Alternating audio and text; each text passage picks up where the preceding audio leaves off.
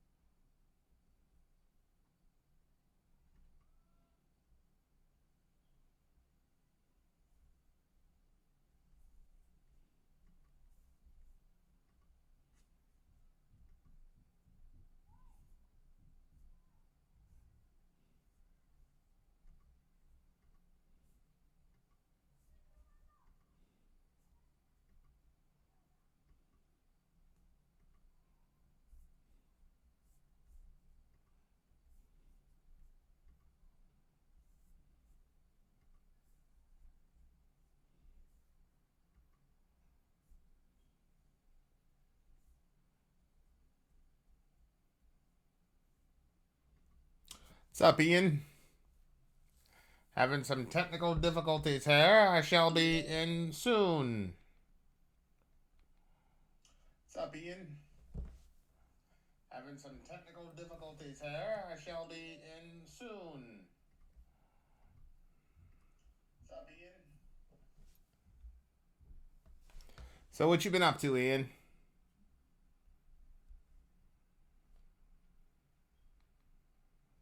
What's new in your world, partner?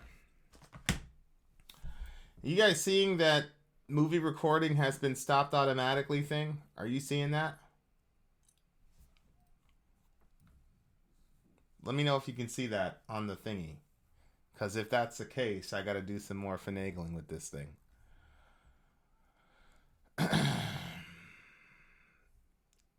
CBT therapy. What is CBT therapy? John Pratt, are you seeing something on the screen? Damn it. Okay. Give me a second, guys.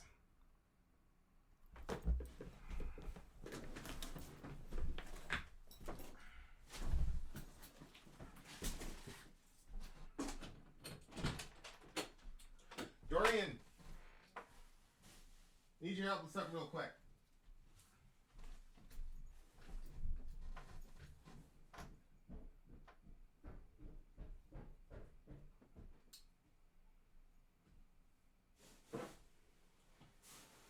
So what'd you do? Did you switch that card out? Yeah.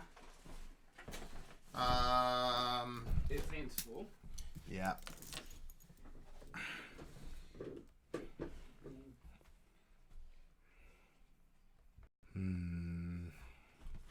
He thinks he's Tupac with the juice. Tupac.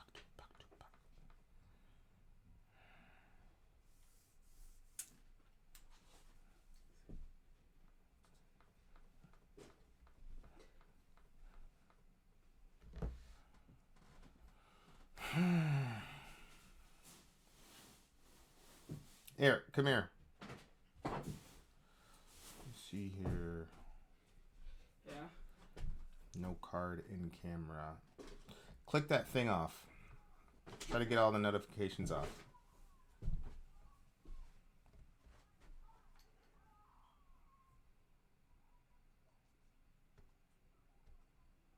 Nope. Keep going.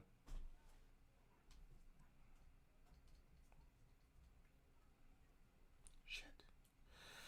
I need to release a song.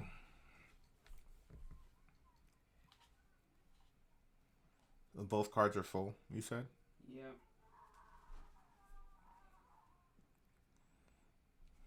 Let me see. I got 14 people in this room. Oh, you do? People are still there. I thought it was over. Kill that. Kill all the other stuff. No card in camera. Keep going.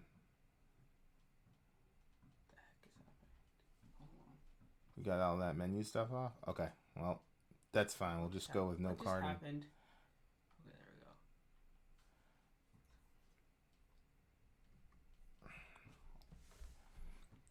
go. We're almost there. We're almost there, ladies and gents.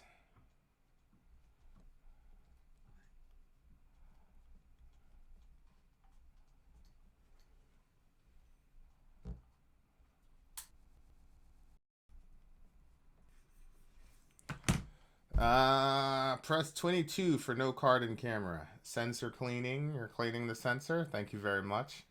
Oh, you're welcome. 22. I don't see 22 anymore. I'm just being silly. Oh. It's been a while. I'm excited to get mad at Vin again. I don't think you're going to be mad at me, Simon.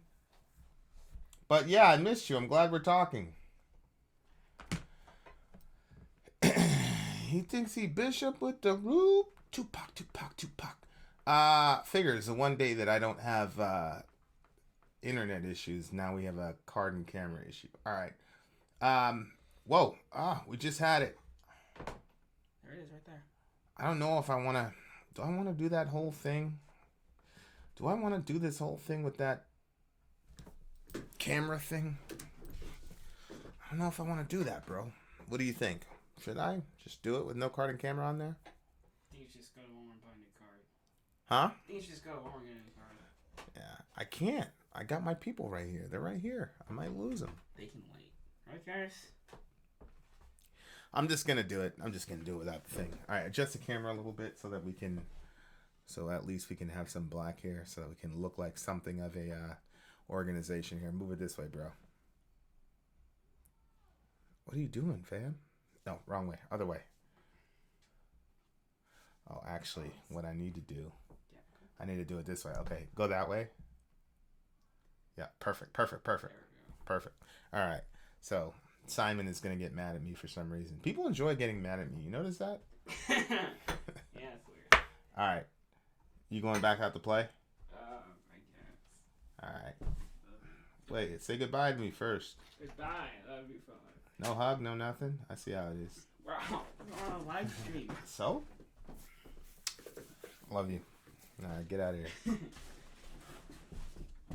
Seeing how it took so much for you to say goodbye to your father. Oh. You're a terrible human being. All right. I'm here.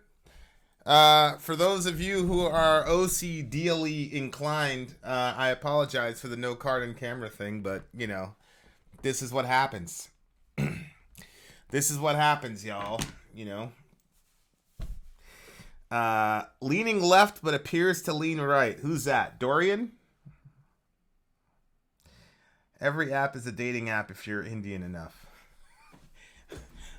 I don't know how I feel about that joke. I feel like that's probably a good joke, but it's also probably mega offensive to somebody. So we're going to have to deal with the no card and camera thing. If you're new to the show, this is not what normally happens, but, you know, sometimes you just have to make do. How's Orion and Sori? They're great. Orion is gaining. There was a little bit of concern about his weight, but he's, hey, Becky, what's up? There's a little bit of concern about his weight, but once the milk came in, he started gaining ounces at a rate quicker than what they wanted him to do. So he's leveling it out. He's fine. Just stick a card in. The problem, Ben, is that both cards are full because we went on that giant binge, which actually I have to release the second Punk video today. And you guys noticed that I released the very last video of Punk Week? Like, on the third day. That was such a disaster. I'm so mad at myself for that. This is Schrodinger's Fireside. I don't know who that is, but somebody's going to call up and tell me. Give me 1 second, y'all. I need to figure out which punk band I'm releasing today.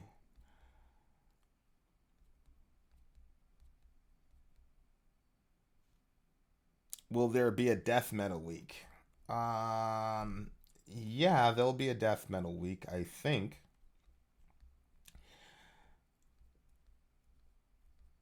We've got, after Punk Week is Darwin Week, so that should be interesting. Darwin Week, I think, I'm the most proud of Darwin Week, to be honest with you. But we'll have to see what you guys think of it. But I think Darwin Week is a brilliant idea. It was very smart. I don't know who came up with it. Yes, I do. And I cannot find all the punk stuff. Where'd the punk stuff go? Did I go down too far? Do Exploited next to follow up. Okay. That should be simple enough. Let me see. Exploited. And it's there. So I'm going to do it right now. I'm going to release the Exploited. Thank you very much, Silver Kyrie. And that's public. Boom. I'm bored by Punk Week. Do you cover much international politics and channel? Actually, Dean, I'm looking for some international correspondence. Is there an international topic that you want to bring to the fore? What's up, Stu? Needs a Manson week. Marilyn Manson, Charles Manson, and Shirley Manson. That's actually pretty interesting. The only thing is that I don't think any of those people made music, right? Like, did Shirley Manson make music? Looks like there's no Vingo today. I don't know. I don't know how the Vingo thing actually works, so I couldn't tell you.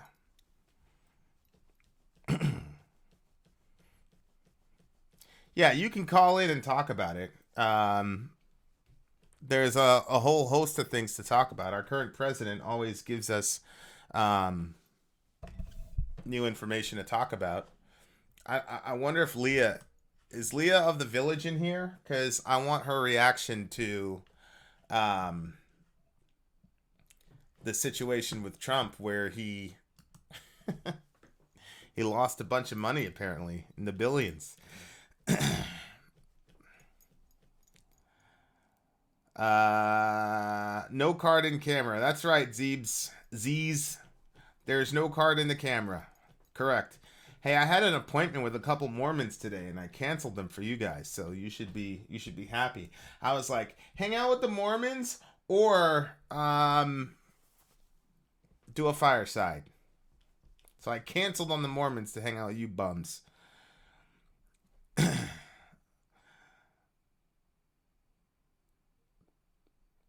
Pretty sure Trump wrote a book about losing $1 billion and coming back to be the success that he is today. So are the taxes the actual story? Whoa, Jay. Okay. All right. I'll give that to you. I'll give that to you. What's going on, Senior Clay? Take a break from the village. I can't do it. I cannot do it.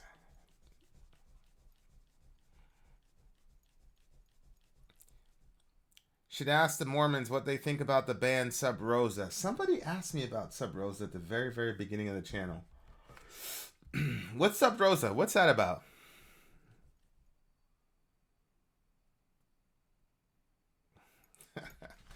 Of course, it was the wrong band. Punk's not dead. I get it because the other band wrote a Punk's dead song. Okay, all right. Failed again. Now I feel like my normal self. I thought you weren't going to be here, Zonia. I tried to slip this fireside in away from you. They're a band from Salt Lake City. I think we're going to be talking about Anarchy too. Kyrie was talking to me last night about Anarchy, etc. So maybe that'll come up. I don't know. But it's a free range show. We can literally talk about anything. I don't have any agenda. Been watching Norm Macdonald videos. Time well spent. Norm Macdonald was my guy when I was a kid. Norm Macdonald was my man. I loved him.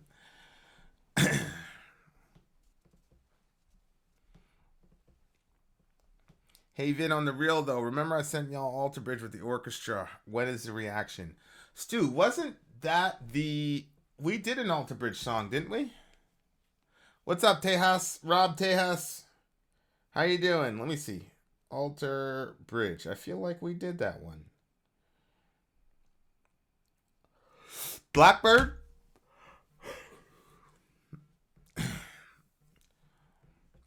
Don't blame me, just got uploaded.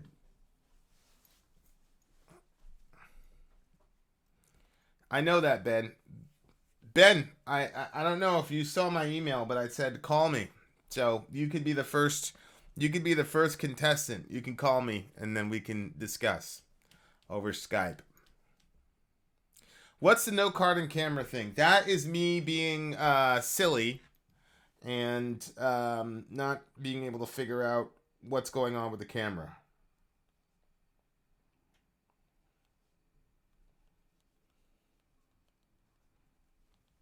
That's what that is. I am still on protest. What is protest? What are you protesting? You see the recording part isn't live. That part isn't live.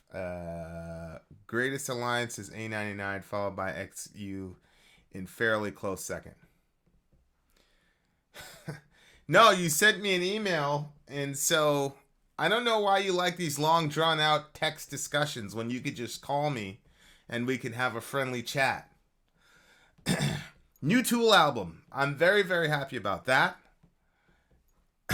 Finn, hang up a paper sign saying you know about the card and camera so people stop asking. Maybe I'll put that in my, what do you call it? I don't know what you call that.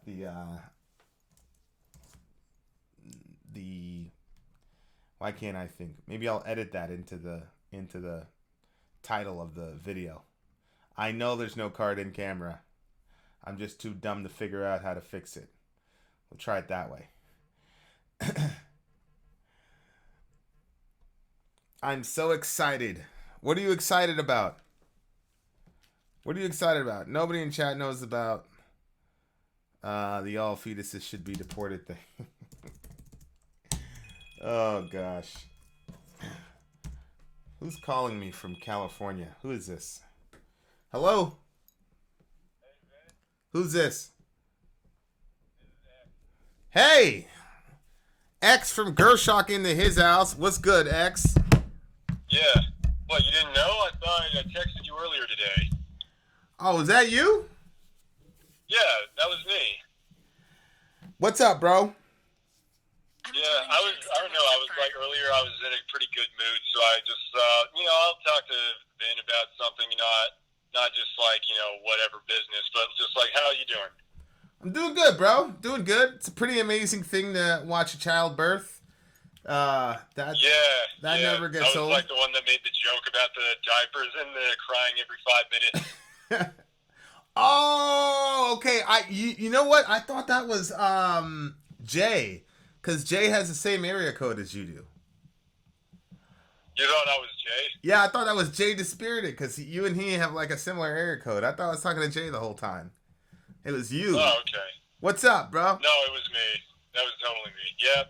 So, I was actually, well, for one thing, I'm just sort of like in the car, so I'm like, I have a minute. I might as well call in. I appreciate it. Thank you for talking to me. What's up? I wanted to know if you got to catch the Nam video. I did. I What'd actually you saw. think of it? Uh, you guys did a better job with your video than ours. Well, I mean, admittedly, it took us like 4 months to even edit that thing. Yeah. Yours is. So yeah, that was a really slow one. Yours had a different angle than ours, though. It's not like your video wasn't worth watching the same way because you guys were filming for longer than we were. Yeah. Well, the Kyrie's asking me if I don't save money in the save people's names, and I don't. I don't save people's names. So I can tell what was that. That's little man. It might shut off though when I do this. Well, for one thing, I think I either sent you or Sori the clip for the You Suffer reaction. I emailed it because I wouldn't be able to send a video file through Patreon. I see. So, it wasn't so much that I was sending the YouTube link for it. It was that I was going to send you guys the raw MP4 so that you guys could post it on your channel. So, what's going on with you guys? Are you guys touring? You coming out with a new record soon or what? Oh, I'm currently finishing up my biggest semester to date. This semester I took 19 units. Oh my gosh. Why? And because honestly, this semester, because we were finishing up the promotion for Dark Matter, I actually had this semester off. So, Scott was the one putting together all of the shows and all of the stuff that he does. But for me, like, my main wheelhouse has to do with making videos, promoting them, and then, doing the online stuff. So there wasn't going to be that much of that. So I decided, while I still had a chance, I was going to take a bunch of classes. Yep. That makes sense. At this point, I've already done my GE a long time ago, so I'm only taking classes that I want to take. So this has all been stuff that I've been looking forward to for a while.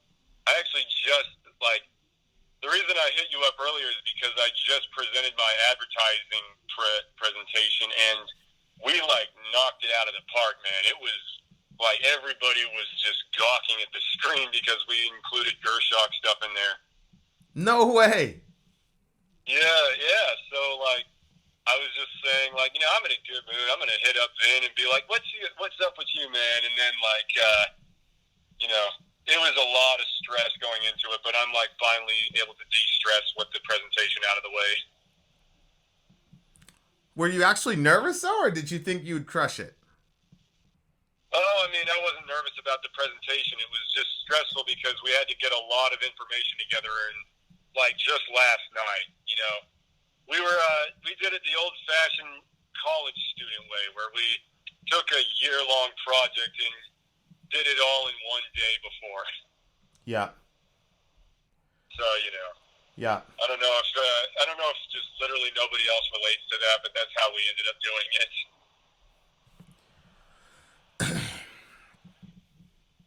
I'm waiting on. Go ahead. with the oh, I'm sorry, what? No, you're good. You're good. What we're doing? Well, I'm about done. So once I'm done, we're actually going to start launching into our next plan of things. I mean, I don't know if it's something that would be really you could react to because it's going to be like a couple covers for a little bit. Oh, really? Yeah. We're I think the first one we talked about was doing a cover of Dead Skin Mask by Slayer. Okay. Have you heard that one? No, I haven't heard that one yet. Yeah, that one is my favorite Slayer song. Like, out of all of them, everybody will cover, like, Angel of Death and Raining Blood over and over again, and you'll see it all the time, but nobody ever covers Dead Skin Mask, and that's my absolute favorite of Slayer's. Huh. And we've had it as part of the Gershok set list for quite a long time now, so it's like a classic staple in our set list every time Christmas is rolling around, believe it or not. You do Dead Skin Mask for Christmas. Around Christmas, yeah, because we work in Jingle Bells right before we play it. It's like a joke. That's Other crazy. than that, I think the other one we were planning on was the one for Saint Anger. Oh my gosh, you're gonna.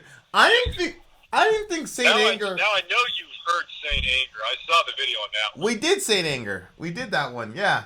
Yeah. We were thinking about doing a cover for that one too. I don't think Saint Anger is as bad as people are saying it is. Yeah, I know. Like everybody's going to say that's such a terrible Metallica song. Yeah. There's actually a very specific reason why we want to do that one in particular. You know why? Because honestly, I don't think Saint Anger is the worst album Metallica ever put out. I just think it could have been an amazing album, but they made so many bad decisions in the studio with that one. It was like, imagine if you took Saint Anger and you gave it a better snare tone, you made the songs less repetitive, the performances were a little more on key, they put more time into writing the lyrics of the songs, and on top of that, let's just say that, they came out with that album at a time they weren't going through emotional turmoil. I think if you just deal with all of that, and also include guitar solos for one thing, like, if you take away all of those bad decisions they made, you would actually end up with a really great album. Like, all of that. Bro, I had my best friend in the hood. He great fighter. I learned so much from him. But as far as basketball goes, he was terrible. And I didn't want to tell him because that was my man and I loved him. I was like, nah, bro. All you got to do is work on your dribbling, your shots, and your layups. Other than that, you're really, really good. And he's like, so basically everything.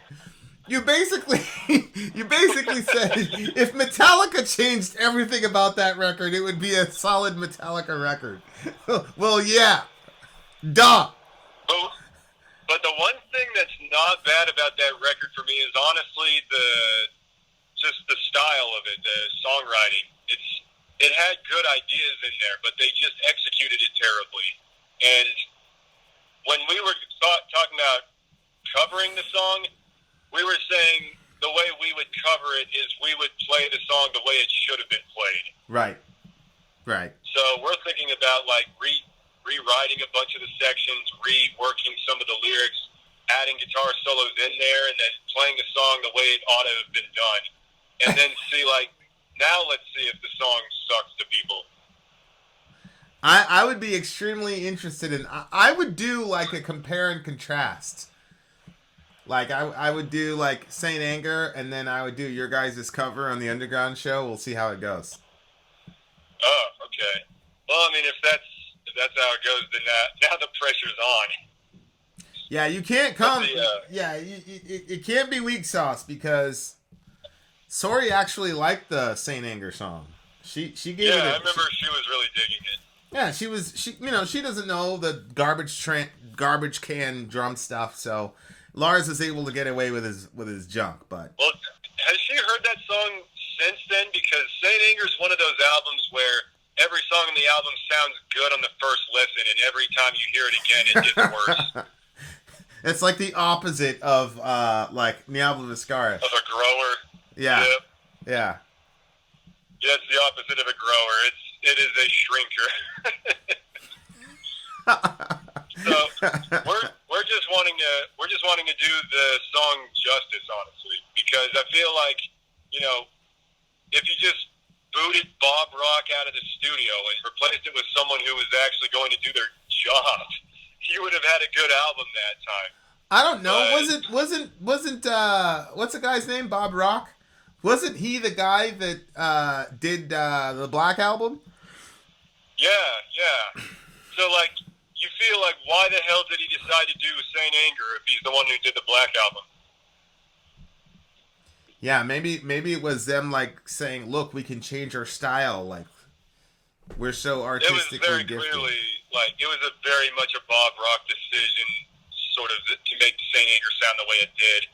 Bob Rock says in interviews that a lot of the recording styles that went into that album were based on his ideas because he wanted to put out a record that purposely sounded like garbage just to defy the culture norms of how albums were perceived at the time. He wanted to make an album play on the radio that sounded terrible on purpose. Unbelievable. And the thing is, Metallica was going through some really hard times during that album, and so they were really easy to manipulate. You know, Bob Rock would give him some idea he wanted, and if the band was going against it, he would kind of shame them for it, and then they would come around and do it Bob Rock's way. Yeah. So, yeah. I mean, that's all covered in their movie, which, you know, really only like the super diehard Metallica fans will have seen. But either way, I think if they just went back and they sat on the music and then considered, you know, how can we make this work, it would have been fine. You know what album doesn't have any potential, though, is, I'm going to get people already bashing me in chat, but Metallica's Reload. That is a terrible album. Is that the one with Country Alica, where they did like Unforgiven 3 or 5 or whatever? Oh yeah, Unforgiven 2. That one's on Reload. That was a terrible.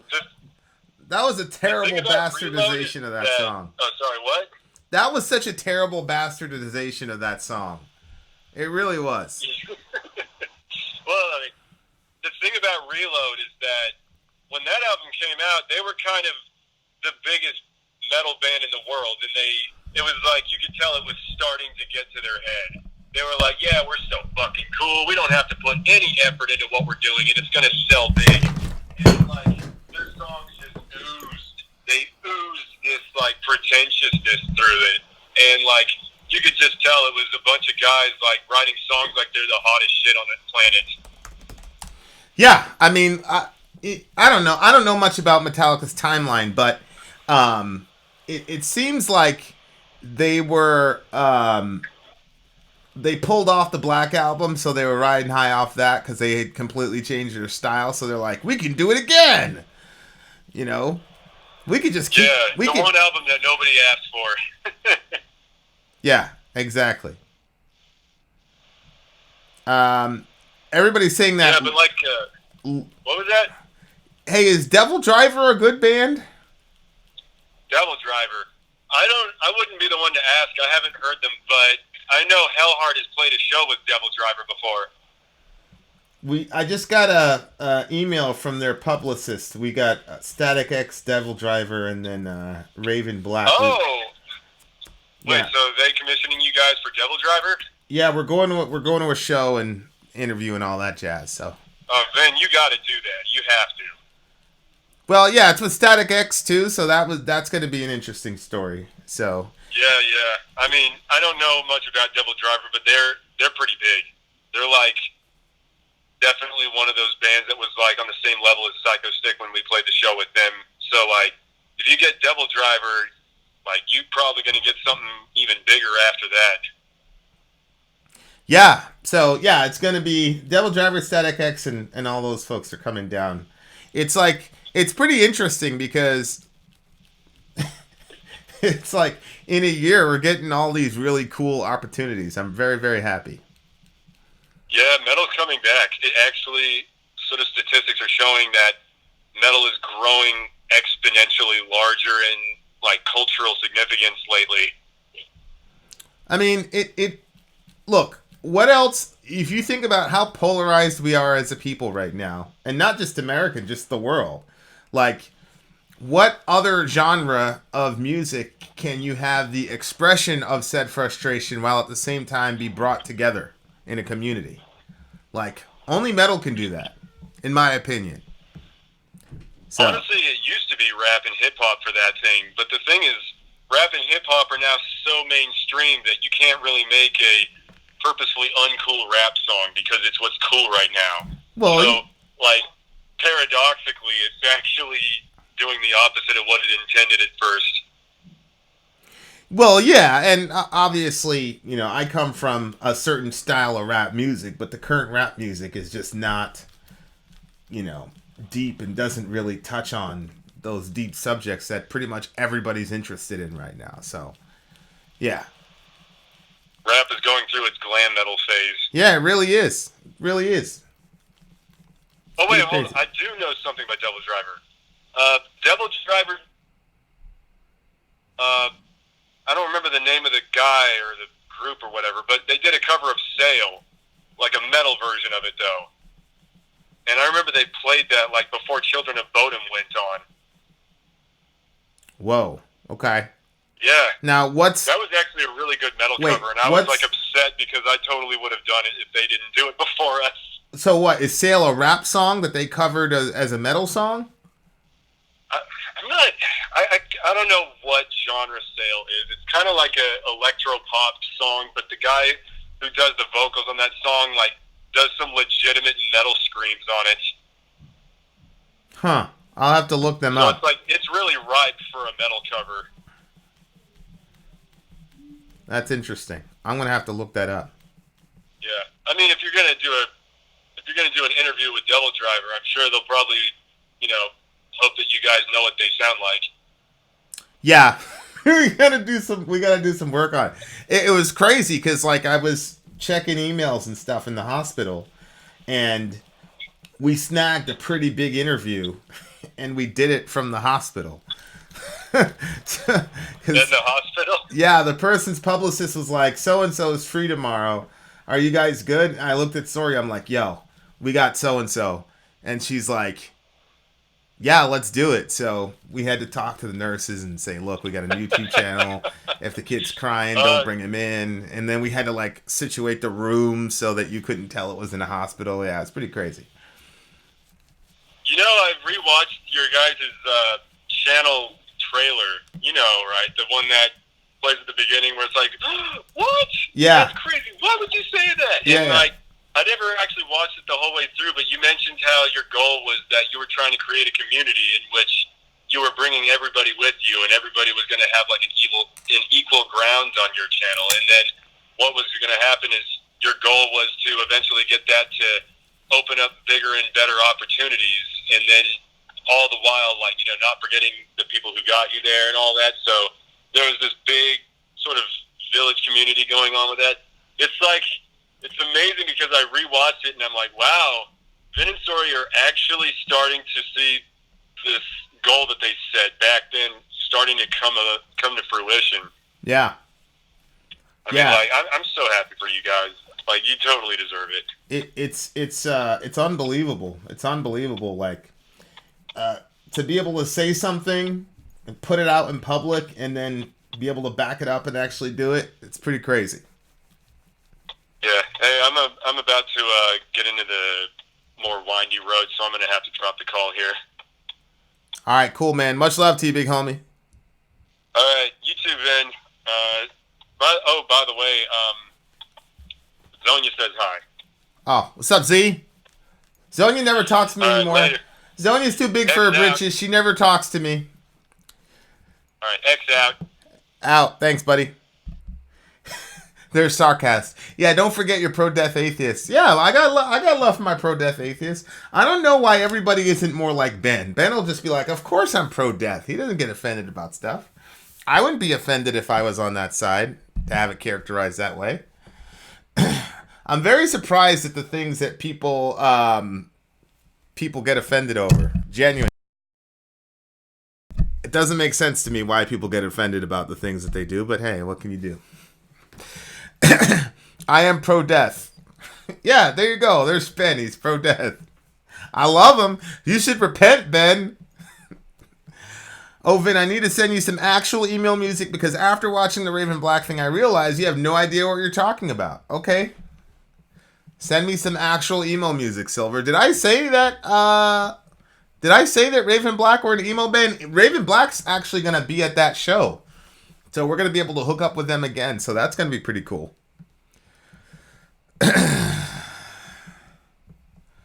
Zonia is busy with her bees. Yeah, Zonia's got a bee channel, by the way.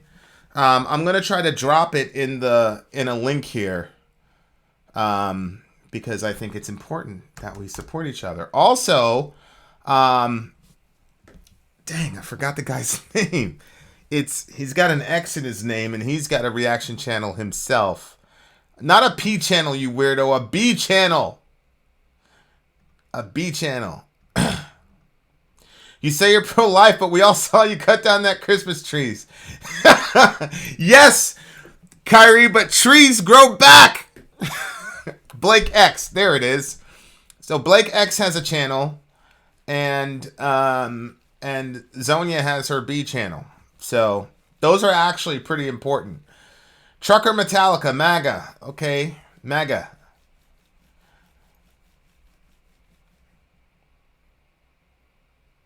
You didn't say they were emo, but you said I actually think there's a thing called emo. I don't know much about it. It's true. I'm completely ignorant on that, but I know that there is a thingy. I gotta find, what is this? Nuclear Reactions? I think it's the name of his band. Nuclear Reactions. I'm looking for it right now because I want to post a link. Ben X Reactions. Where the hell is he? Where'd he go? I need the name of that channel, bro. What's the name of your channel? That tree you cut is dead forever. It'll be back at the resurrection, inshallah. How are you feeling about the Magua controversy? I actually reached out to Magua and said, hey, you guys talk to me. And I had a pretty, I wouldn't say an extended discussion, but all I'll say is that I'm at peace with the band and I'm good with the band, and it's not going to change anything that we do as far as listening to music. You know, as I've said famously, there's only one particular band I'm not going to listen to, and so that's that. But we talked to Magua. You know, he said what he had to say. I said what I had to say, and you know, it's basically a private conversation. But we're good, and we will be working together in the future once all the dust settles. So. I absolutely cannot wait for the Cradle of Filth review. Yeah, I agree. Are there any big... Yeah, we're going to the Korn show, which we're going to be able to snag some backstage interviews at the Korn show. And we also have VIP passes for the Slipknot show. Antifa shut down a few of their shows due to some NSBM shared stages in the past. Yeah, Antifa... Those dudes, it's just like that Senator Mims, whatever his name is, going after those girls by themselves outside Planned Parenthood. Like, people that do stuff like that know who to mess with and who not to mess with. And that those guys are crazy to me.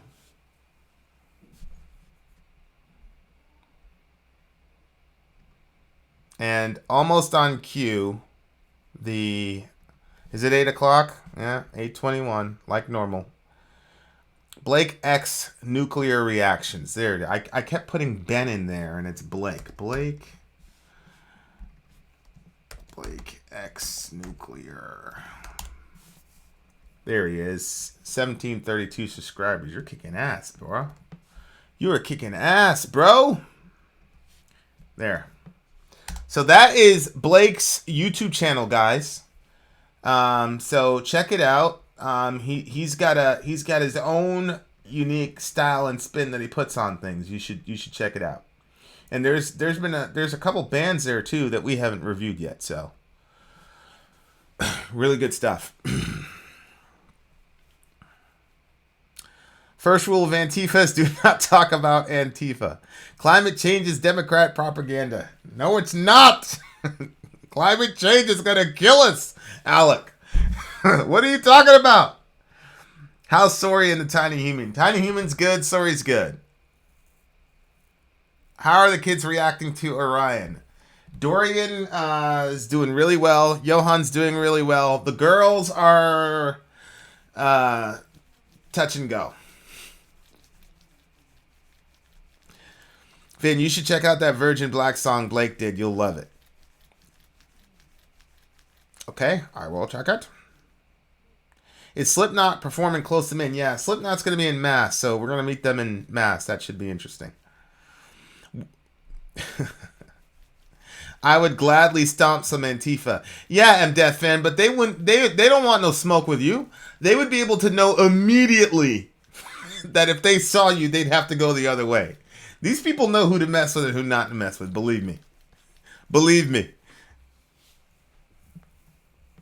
Yeah, definitely got to check out Blake X's channel. The guy. Come on, y'all. It's the Village. You know the deal. Where is the Orion sacrifice stream? Ben, I am not as loving as God the Father is. I would never sacrifice my son. Any of them. For anyone. For any reason. So if it was between Orion and the rest of the planet, then we're going to be living in a pretty spacious environment. Because I just couldn't do it. So there will be no Orion sacrifice stream. Sorry, Ben.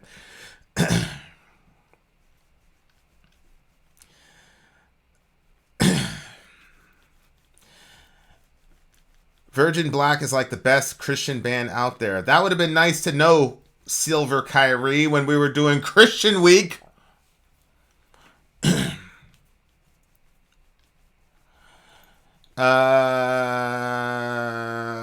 you do another Grunge Week? Maybe. Grunge Week was actually the favorite week. Well, no. I really like the Darwin Week thing. The Darwin Week was probably my favorite week, but Grunge Week was right there. Needlessly sacrificing people is loving. Well, no. Needlessly sacrificing people is not loving. That's what happens in abortion. But what God the Father did in sacrificing Jesus, obviously me as a Christian, I do believe that's loving, and I do believe it was necessary because we are sinners. I tried so hard to get you guys for Christian Week. You didn't let me put together a list for that one. Well, we had to roll, Kyrie. We had to roll. We didn't know when the baby was going to come. Does this mean the dying fetus reaction is a no-go? No, we've already done a dying fetus reaction. You know what, Diamond Sage? We were actually supposed to do a interview with the dude from Dying Fetus. We actually had it set up and everything, and I completely forgot it. It's terrible. I was referencing Abraham and Isaac. That's fine, Alec, but Abraham didn't sacrifice Isaac. So, there was no needless sacrifice happening. Hair Metal Week. Death Metal Week. Wow. I mean, is there really, considering all the... I wanted actually a Web Week. I wanted to do Ben Webb Week, but that got shot down at the last minute. I was loading up to do a Ben Webb Week. True story. The ethical role of intent. How about Jephthah? Jephthah was crazy, he was stupid, and he should have broke his vow. If that was me, I'd have been like, just kidding, God. I'm not doing that. Period. Hair Metal Week would be great because it's an entire week we could ignore. Shakes fist in the air furiously. Why are you shaking your fist in the air furiously? God provided a lamb only after Abraham was going to drive the knife down Isaac. That's true. I agree. Punk Week needs to continue. Iggy Pop, Ramones, better Clash songs. I have a hard time watching like black metal and not laughing. Blast beat with a stuck pig squealing. I don't know. I don't like Magua doesn't fit that stereotype. Neither does Batushka. So I don't know.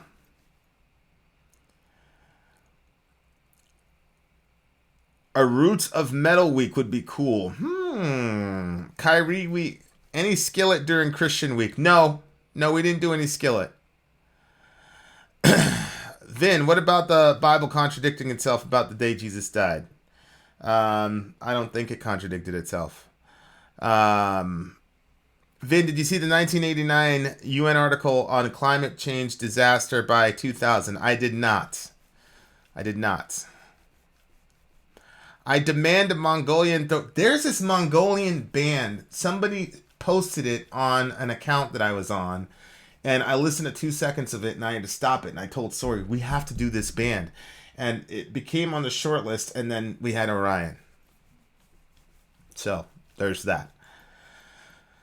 Skillet are pretty skippable. Yeah, Skillet is a band that I hear from, like, Christian teenagers and youth group, and so they were not going to make the cut for Christian Week. Yeah, The Who. I'm pretty sure that's the band.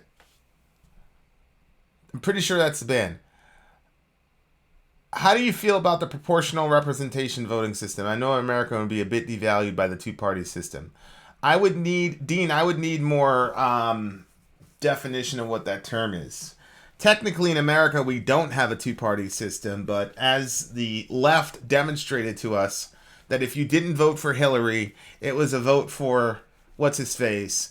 And so the left is basically trapping us in a two-party system and basically told us that we had to vote for Clinton. Otherwise, we were stupid. So we have more than a two-party system, but functionally, we have a two-party system.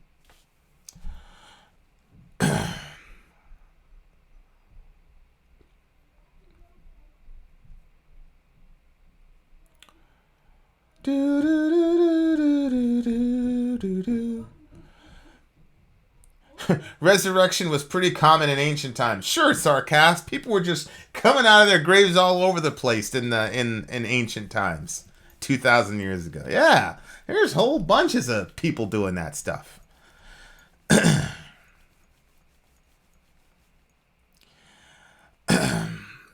The Who are one of the biggest rock bands. I feel like we did a Who song. Did we do The Who?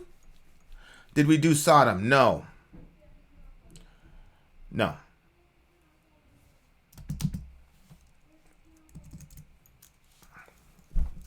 Basically, you rank candidates by number, and if your vote was for a candidate who came last, they'd be eliminated.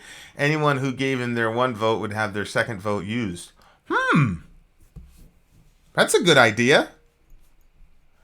That's a really good idea. Of course, Sarcast. The difference between the resurrection of Christ as presented in the Bible from those other ones is that Jesus is presented as being raised from the dead, never to die again, whereas the other ones were not. Because the resurrection in Second Temple Judaism was something that was going to happen in the eschaton at the end of the world. Nobody had an expectation that that a singular person could have a final resurrected body until at the end of the world. So none of them were looking for the type of resurrection that happened with Jesus. BM fan, ranked choice voting is done in Australia. It's pretty much a no-brainer and baffling how it is not done here. Yeah, BM fan, I agree. Ranked choice voting sounds very common sense, but I also think it would do tremendous damage to the Republican and Democratic parties because we're basically being blackmailed into voting for either Republican or Democrat. That's what happens. It's like, oh, if you do this, if you vote for, Tulsi Gabbard, then you're losing your vote, and then the Trumper people are gonna get Trump in there. So it makes a ton of sense, and it also makes a ton of sense to me why the powers that be don't want us to have access to ranked choice voting. Because I think even with the silly games the DNC played, I think we still get Bernie if we had ranked choice voting. That's what I think.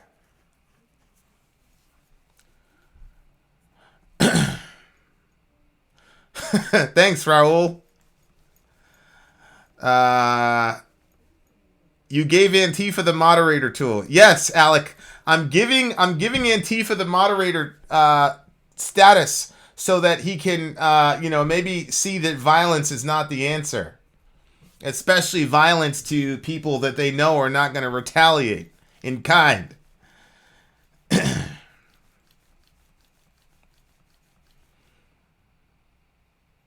I'm pretty sure people will be unhappy with the voting system no matter what it is. I don't know. I think ranked choice voting makes a ton of sense. If he did not die again, how did he get to heaven? Good question, BC. There's the doctrine of the ascension. You can see it in Acts chapter 1, where Jesus actually went up to heaven. So that's how he went to heaven. Dying is not what gets you to heaven. We have that in common here. Even though there are several parties, there have only ever been one or two political parties in government. We have a two-party political dominance in Great Britain. Ugh. We should clearly put me in charge of the United States as a benevolent dictator. Oh, yeah. I'm sure. So Jesus is the only living being in heaven. He's the only being in heaven with a physical human body at this moment. Sarcast. Obviously, angels and the disembodied spirits of the righteous dead are there as well. And they are all living, but he's the only physically human person in heaven. Regards to DSO and NSBM, Miko Aspa is the issue, though honestly he strikes me more as just an outright edgelord, like a G.G. Allen figure of black metal. I mean, we've done NSBM songs on the channel and we've talked about them. I don't think that makes me an NSBM channel. I just BM fan. I will never understand. I saw another video today with this crazy psychopathic lady, like literally punching people for speaking about abortion in the public square. It wasn't even outside of Planned Parenthood. It was outside of a college, and this girl got like physical with these dudes and was just I don't understand this idea that if you don't like speech, you can now assault people, and I don't understand how people don't believe that that's going to backfire terribly on them. So Jesus is a minority in heaven. Oh no. Well, he's always been a minority in heaven, Sarcast. He's the only Trinitarian being in heaven along with God the Father and the Holy Spirit. So yeah. Didn't Elijah go to heaven without dying? Yes, Silver Kyrie. So did Enoch in Genesis chapter 5.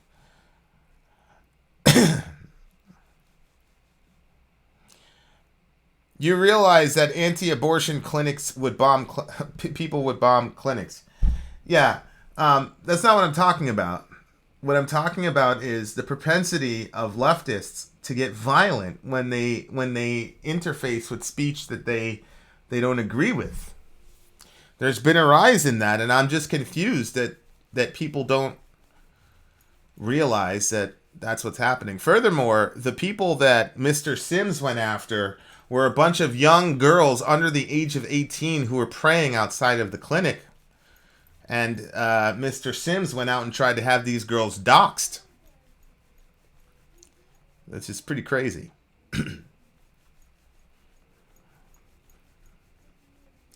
So Enoch and Jesus walk into a bar. That's funny.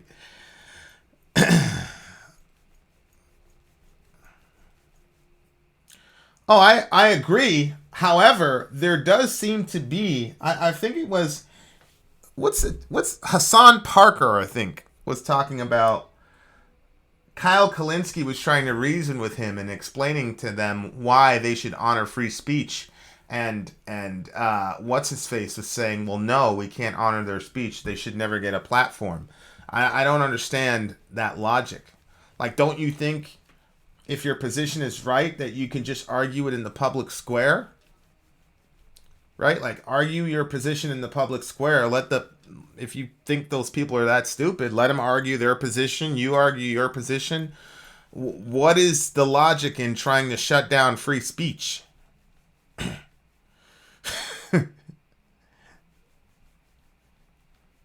A Nazi getting punched and a Nazi shooting up a masjid are not equal. Well, I never said a Nazi shooting up a masjid is equivalent to a Nazi getting punched. Both are wrong. One is more wrong in a matter of degrees, but both are wrong.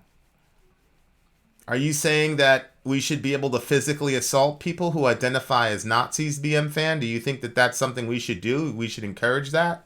To physically assault people for simply expressing their political persuasions?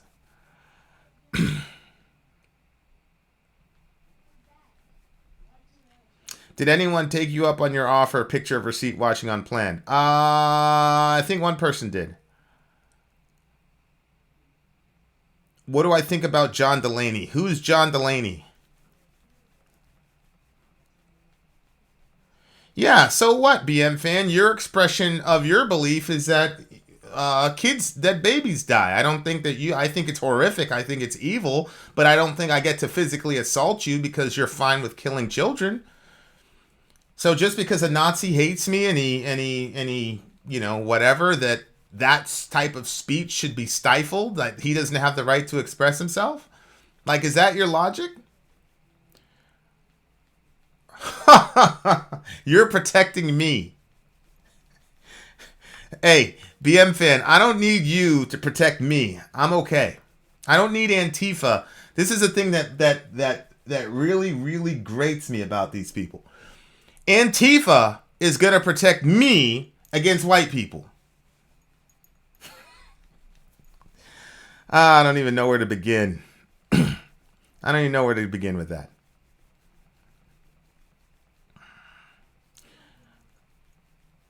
Who do you think the top 3 Democratic parties are? Candidates are. I think Bernie's a no doubter. If the DNC doesn't commit harikari and destroy itself, I think a Bernie Tulsi ticket is impossible to beat, and I think that Bernie should find a way to get Andrew Yang as his economic czar or job, creator czar, the person who anticipates the automation stuff.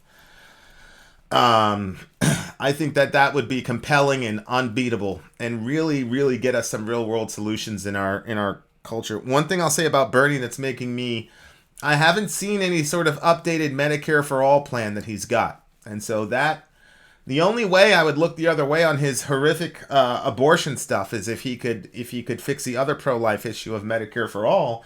And I don't hear like real brass tacks, soup to nuts numbers on, because look, for me, even if Bernie said, look, this is theoretically how I'm going to get it and not really provide any details, the fact that Bernie has a will to get Medicare for All is enough for me.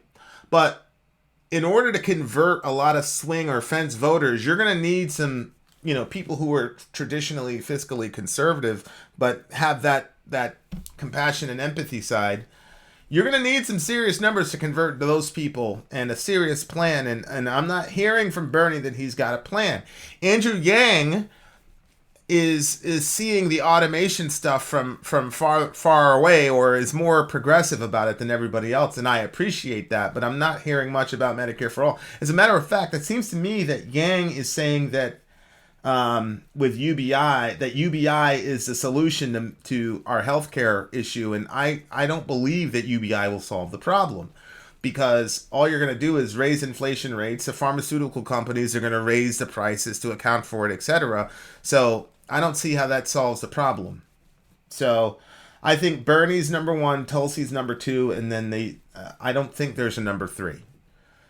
Corey, we're gonna prosecute you for not handing over your guns, Booker. It's impossible. You've got to get people on the fence, and when you say stuff like that, like what Cory Booker did, you're not gonna get people to convert to the Democratic Party when you say stuff like that. You just can't.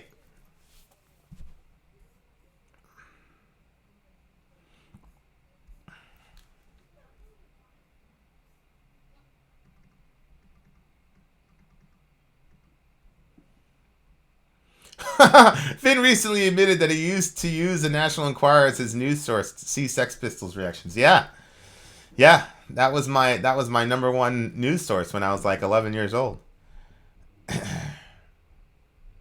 It will also bankrupt us in a decade. What will bankrupt us in a decade? UBI or Medicare for all?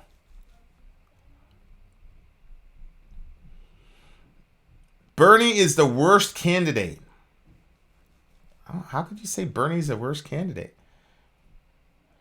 Which realistic candidate do you see causing the most damage to him? Oh, Trump.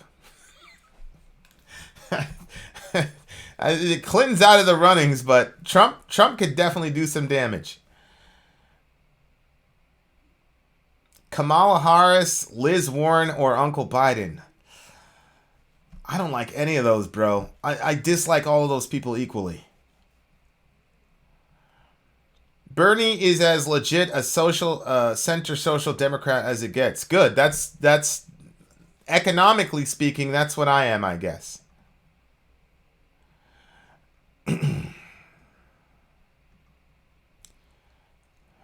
There is never total free speech for everyone because Nazis and other hateful groups are actively attempting to oppress and silence others. Their speech is violence. You have actively be for or against them. Passivity is only support. Who determines that? Who determines that a person's speech is violence? Like, this is the stuff that the fact that people cannot see how dangerous that type of rhetoric is beyond me. What do you mean their speech is violent, so they shouldn't be able to express themselves in the public square, Kyrie? So what if I say anarchists are inherently violent when they speak? So does that mean that we can now shut you guys down too? What, like, and don't you realize that an anarchist, like a true anarchist, would be much more likely to get shut down by the powers that be than a Nazi would be? If you want to inject that into our society, I think that's crazy. That's crazy talk.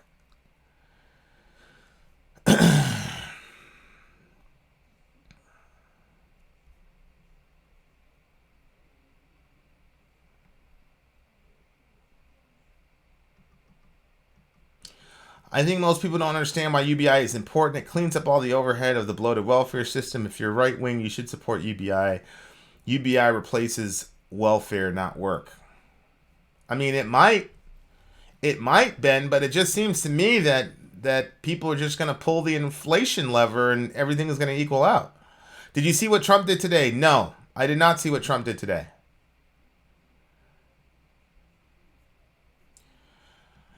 What is the end result of an enforced ethno-state? The end result is millions of people die, just like we have millions of people currently dying in America because of their age. But it is not the same thing to say that if a Nazi is able to express themselves. See, here's the thing. Even though I'm a firm believer in original sin, I do not believe that the majority of Americans are Nazis.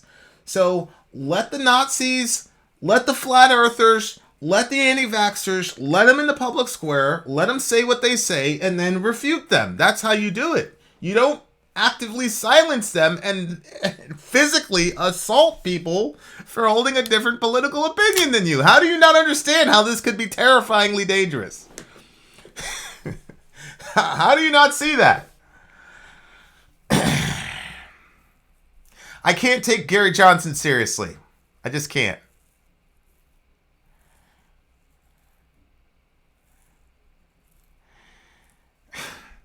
BM fan, you are an absolute fascist, bro. I love you, but you are a complete fascist. And what you don't understand is that, let's say that some folks on the right consider you to have dangerous ideology and codifies your speech as violence, and then says that they're able to physically assault you to silence you. Have you ever thought that maybe that would happen to you? That this fascism can go the other way? Have you thought that through? Even Trump is pushing for vaccinations. Right, because when stupid stuff gets out in the public sphere, you can simply go out there and refute it. You don't hurt people for holding different ideas than you.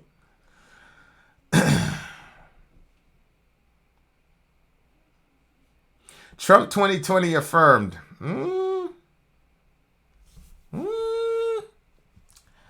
Well, Biden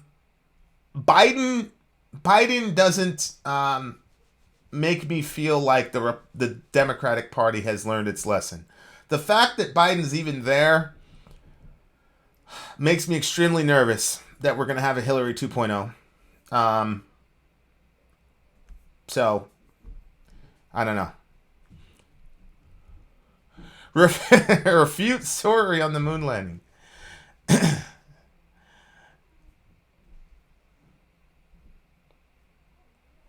Nazis don't need to be silenced. Anti-vaxxers do. If a doctor gives obviously fake medical advice and harm is incurred, they are punished. Do the same for anti-vax people. Well, again, I'm halfway there, Alec. People are allowed to say whatever they want to say. And if in 2019 you were silly enough to be influenced by something on Facebook, then those are the risks that happens when you live in a free society. But this thing where we're going to punish people for saying things we don't like, it's mind-boggling to me that people don't see how dangerous that can be, especially with a guy like Trump in power. You want to give the government the ability to tell people what they can and can't say under pain of punishment? Are you serious?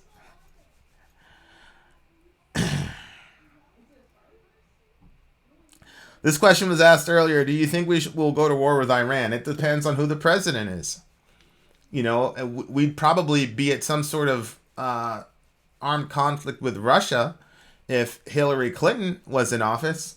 But you've got guys like Bernie. You've got, even guys like Ron Paul that have been telling us that we need to stop going around the planet and doing jihad all over the place. So I'm hoping not. I mean, anything is possible. I just don't see it. Vin, what do you think about the House Dems voting to hold Barr in contempt? I think it's ridiculous. I think it's another bad sign. See, Leah, I'm kind of, aside from the abortion angle, I'm not a fan of Trump 2020. Medicare for all is a really, really, really big priority for me. And so I don't think we're going to get any. I think we're going to get a remixed Obamacare plan. If Trump wins 2020, we're going to get a remixed Obamacare that he's going to call Trump Care. And he's going to, basically do the same thing. But Obamacare left us with 28 million uninsured people. So I'm not a fan of Trump 2020. So when I see Barr being held in contempt of court and all this stuff, and the continued silly obsession about the Russia thing, it doesn't bode well for 2020. That's for sure.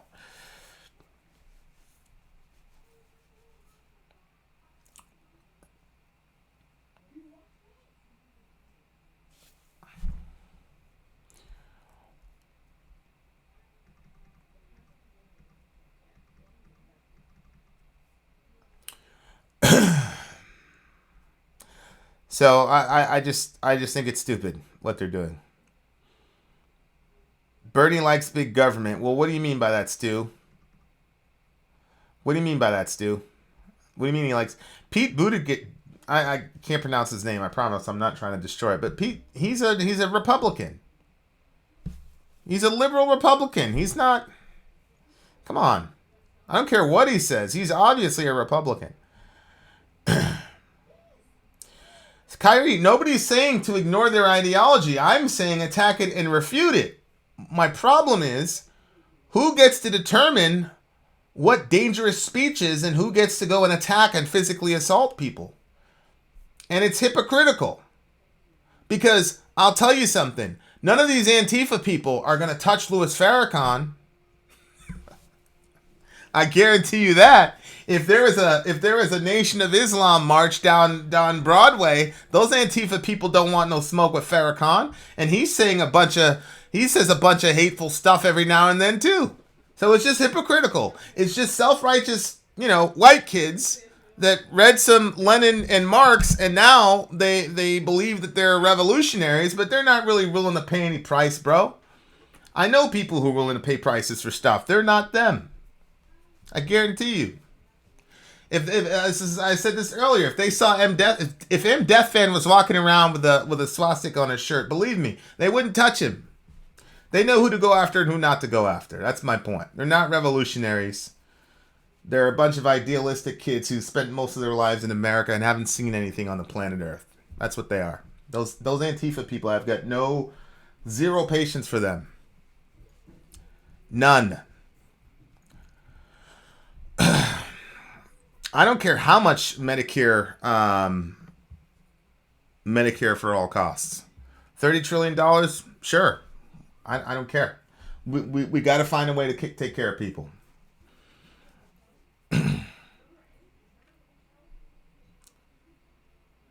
That's a pretty big assumption to make, Vin. I don't even know how to read. What do you mean you don't know how to read?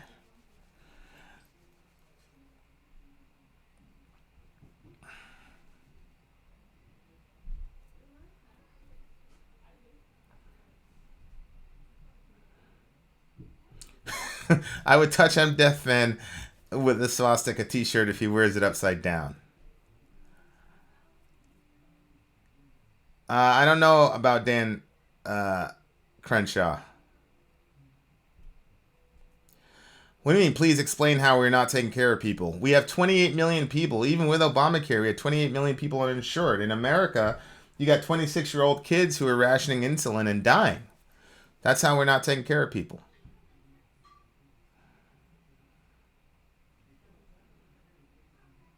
Yeah, BM Fan's right on that take. Trump hasn't balanced our checkbook.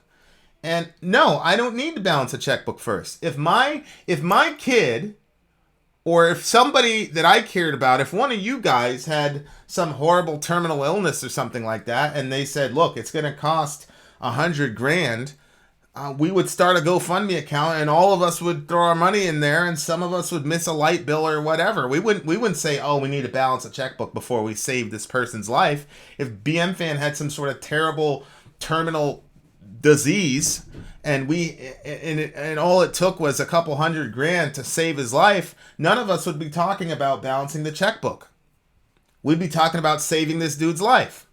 So if we're pro-life, this is what I don't understand. I'm not criticizing you, Becky, because I'm not really sure what your angle is, but I don't understand how we can be pro-life and at the same time talk about balancing a checkbook when we're talking about people's lives at stake. I don't give a damn about the checkbook.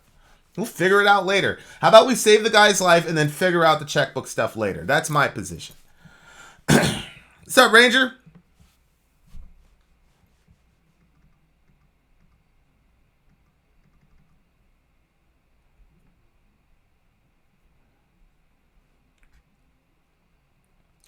True competition. If we're going to socialize healthcare, we should put disincentives for bad behavior. High taxes added to alcohol, tobacco, fast food to help paying for medical costs. They undoubtedly occur. I agree with that. I agree with that completely. I think you're absolutely right. If I'm going to finance that, then you're gonna pay a little extra for your 9th hamburger. I was just watching a lecture. I don't know if you guys saw this. I was going to do a video on it, and I decided against it because it didn't have a lot of news value, and it would only function to make fun of this person, and I'm not gonna dedicate an entire video to just mocking a person. But this lady gets on. If you want to talk about disinformation, Alec, I don't know if you guys saw this with the and this is what she calls herself, so I'm not trying to be stupid here. She calls herself the fat sex therapist, and she was talking about how being obese and things like that are not necessarily medical problems, and that's just the way that you are, and all food is nutritious and all the rest of it. And so, people who spread information like that, I guess we should attack her too. But in Alex's world, if we had universal health care, then there would be higher taxation on things that are explicitly known to cause health issues. Cigarettes, like, we know this explicitly, right? I wouldn't even have a problem with a Red Bull tax, to be honest with you. Tax my attendees. Bernie's stance on health care on Fox was right on. Making tax hike a boogeyman that Fox tried to pull was nonsense. You're going to start making your cheeseburgers cost $15 each, and I'm going to be paying for your obesity-related heart disease later on in life.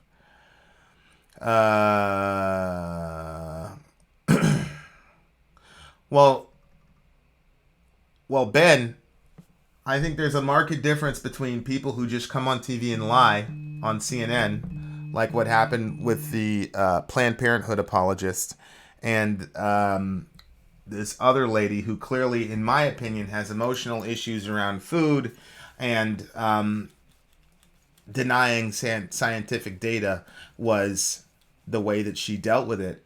And I just didn't feel like it would be right to make an entire video just to mock her. Plus, there's tons of videos of people mocking her, and that's already been well covered.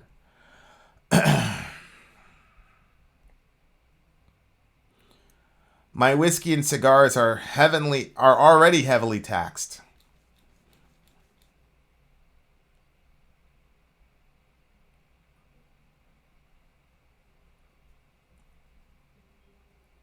Baby looks awesome. Thank you, Danny in SoCal.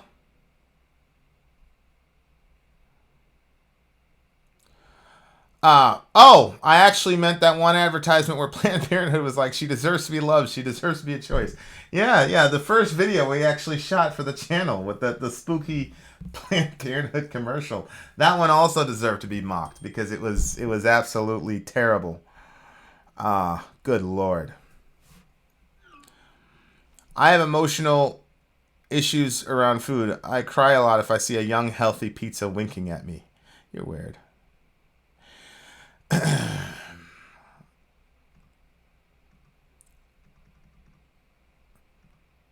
See, I would vote for Alec but the problem with Alec is I'm not even sure Alec thinks that Buck v. Bell was that nightmarish of a decision. Nope, nobody's called in. We're just talking about Gersock, how important it is to physically assault people for expressing speech that we disagree with.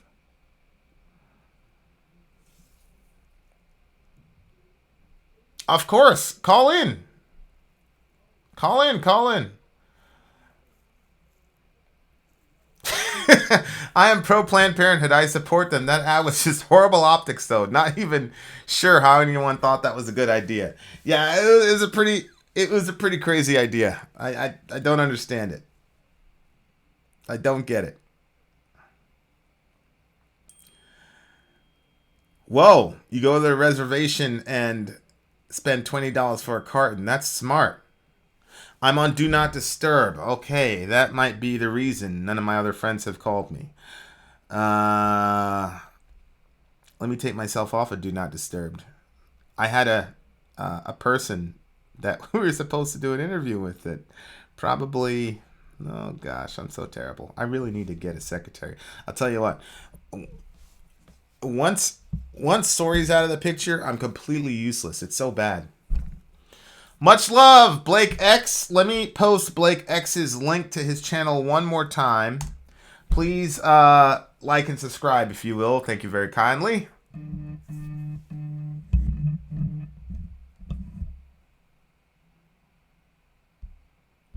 Speaker off. Hold on. I got Ian in the house.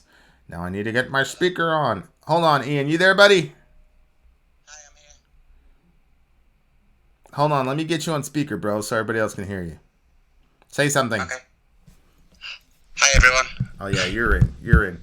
Okay, so Ian, tell me how if we get Medicare for all, America will be completely bankrupted forever.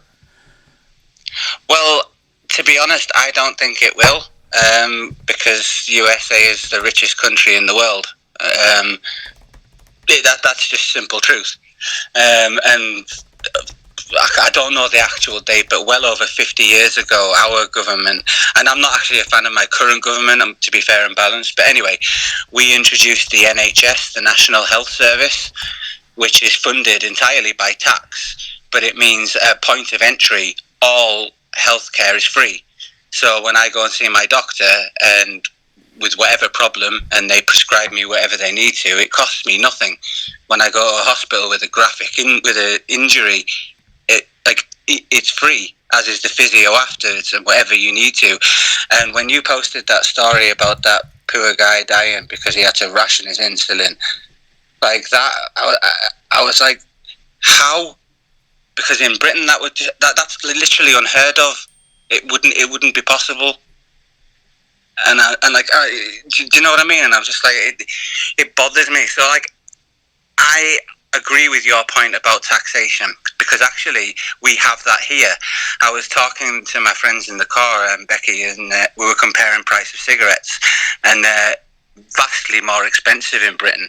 In fact, hilariously, we literally have graphic images on all of our cigarettes of people dying and like diseased lungs, and it's to push back on it. Whoa. But we also have a sugar tax, and we also have a tax on alcohol, because, as you said, these are things that are likely to cause a taxation on medical use. But it means, because everyone pays like one tax into the government, which is then divvied up amongst the various sectors, including healthcare and education and traffic and blah, blah, blah, blah, blah. But it also means that, as an extension of that, we have a benefit system, which means that people who have a disability or are unable to work are covered.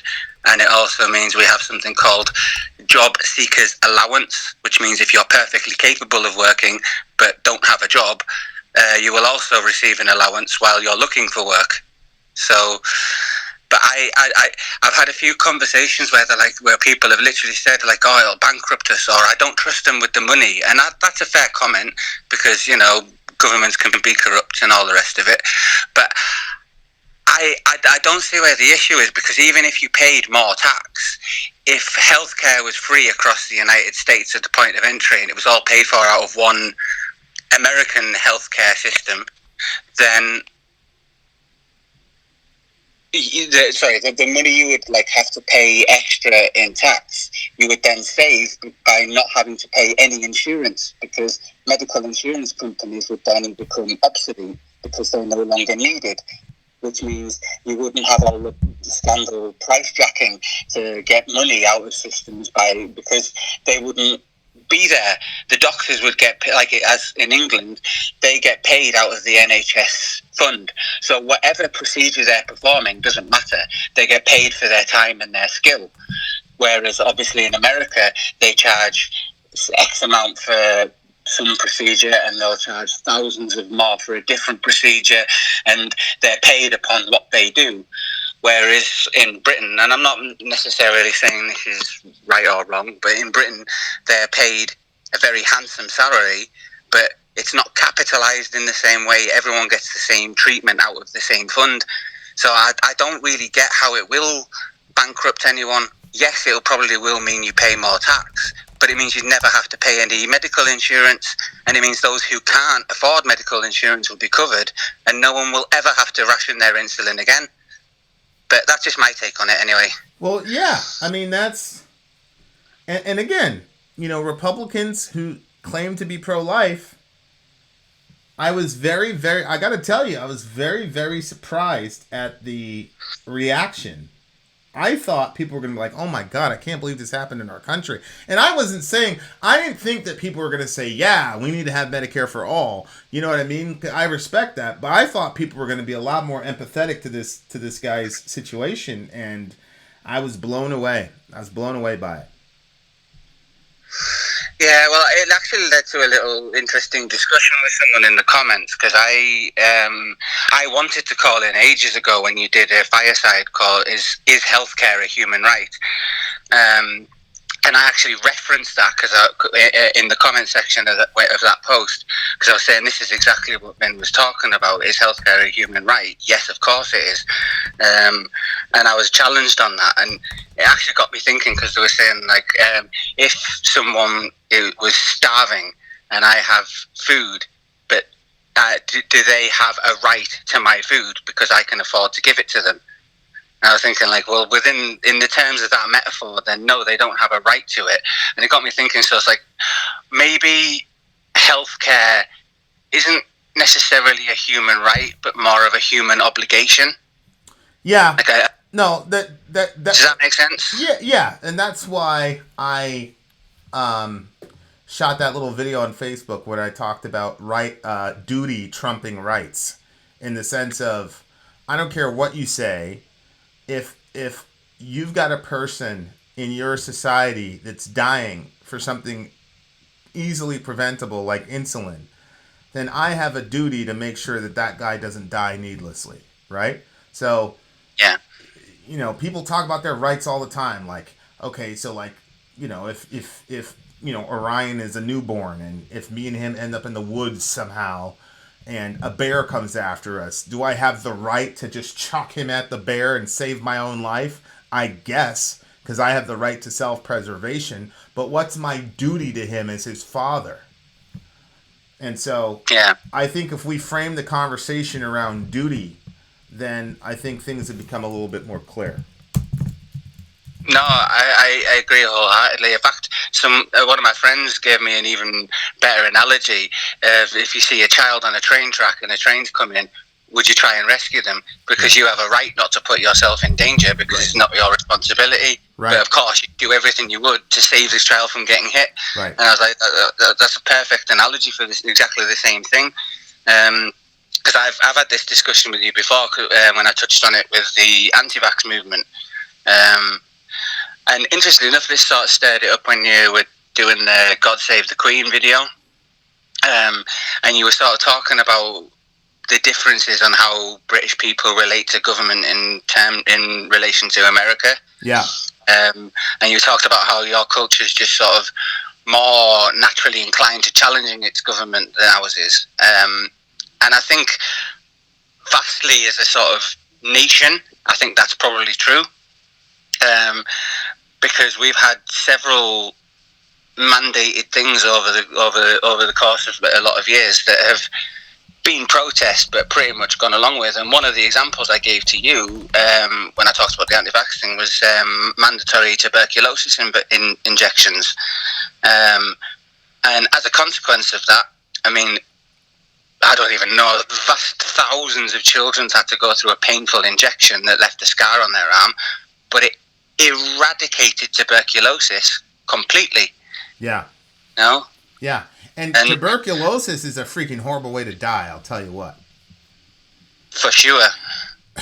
And we've had 0 cases of it because of this mandatory thing that we didn't protest this much. And I think, like, I don't fully understand it, so I'm not going to politically go into it, but I've noticed that generally speaking with Americans, because like I've met loads of Americans through the channel, but you guys seem to have a much more distrust of government than we do.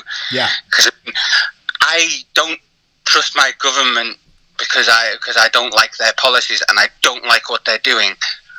But I don't have any sort of like conspiracy-like theories about them. Do you know what I mean? Because I legit heard an argument from someone who thinks that that they're trying to move towards another civil war. And they were presenting like quite a logical case about the racism drive between to create that racial sort of tension, and how there's a big like vast divide with abortion, and they were sort of basically implying that the government were deliberately trying to stoke the fires, and I was thinking like, well, I didn't want to refute it because I didn't know enough, but I was thinking, Really, I don't know. Like, do you know what I mean? But it wouldn't occur to me to think that my government was up to anything like that vast. But then maybe I'm just naive. I don't know. I'm thinking out Well, I loud. mean, yeah, that's one of the major. I think Sarcast was the first person to point it out to me about certain ideas about the government. Like I've been around the Middle East, and so their perspectives on the government are different, especially with the people that I was around.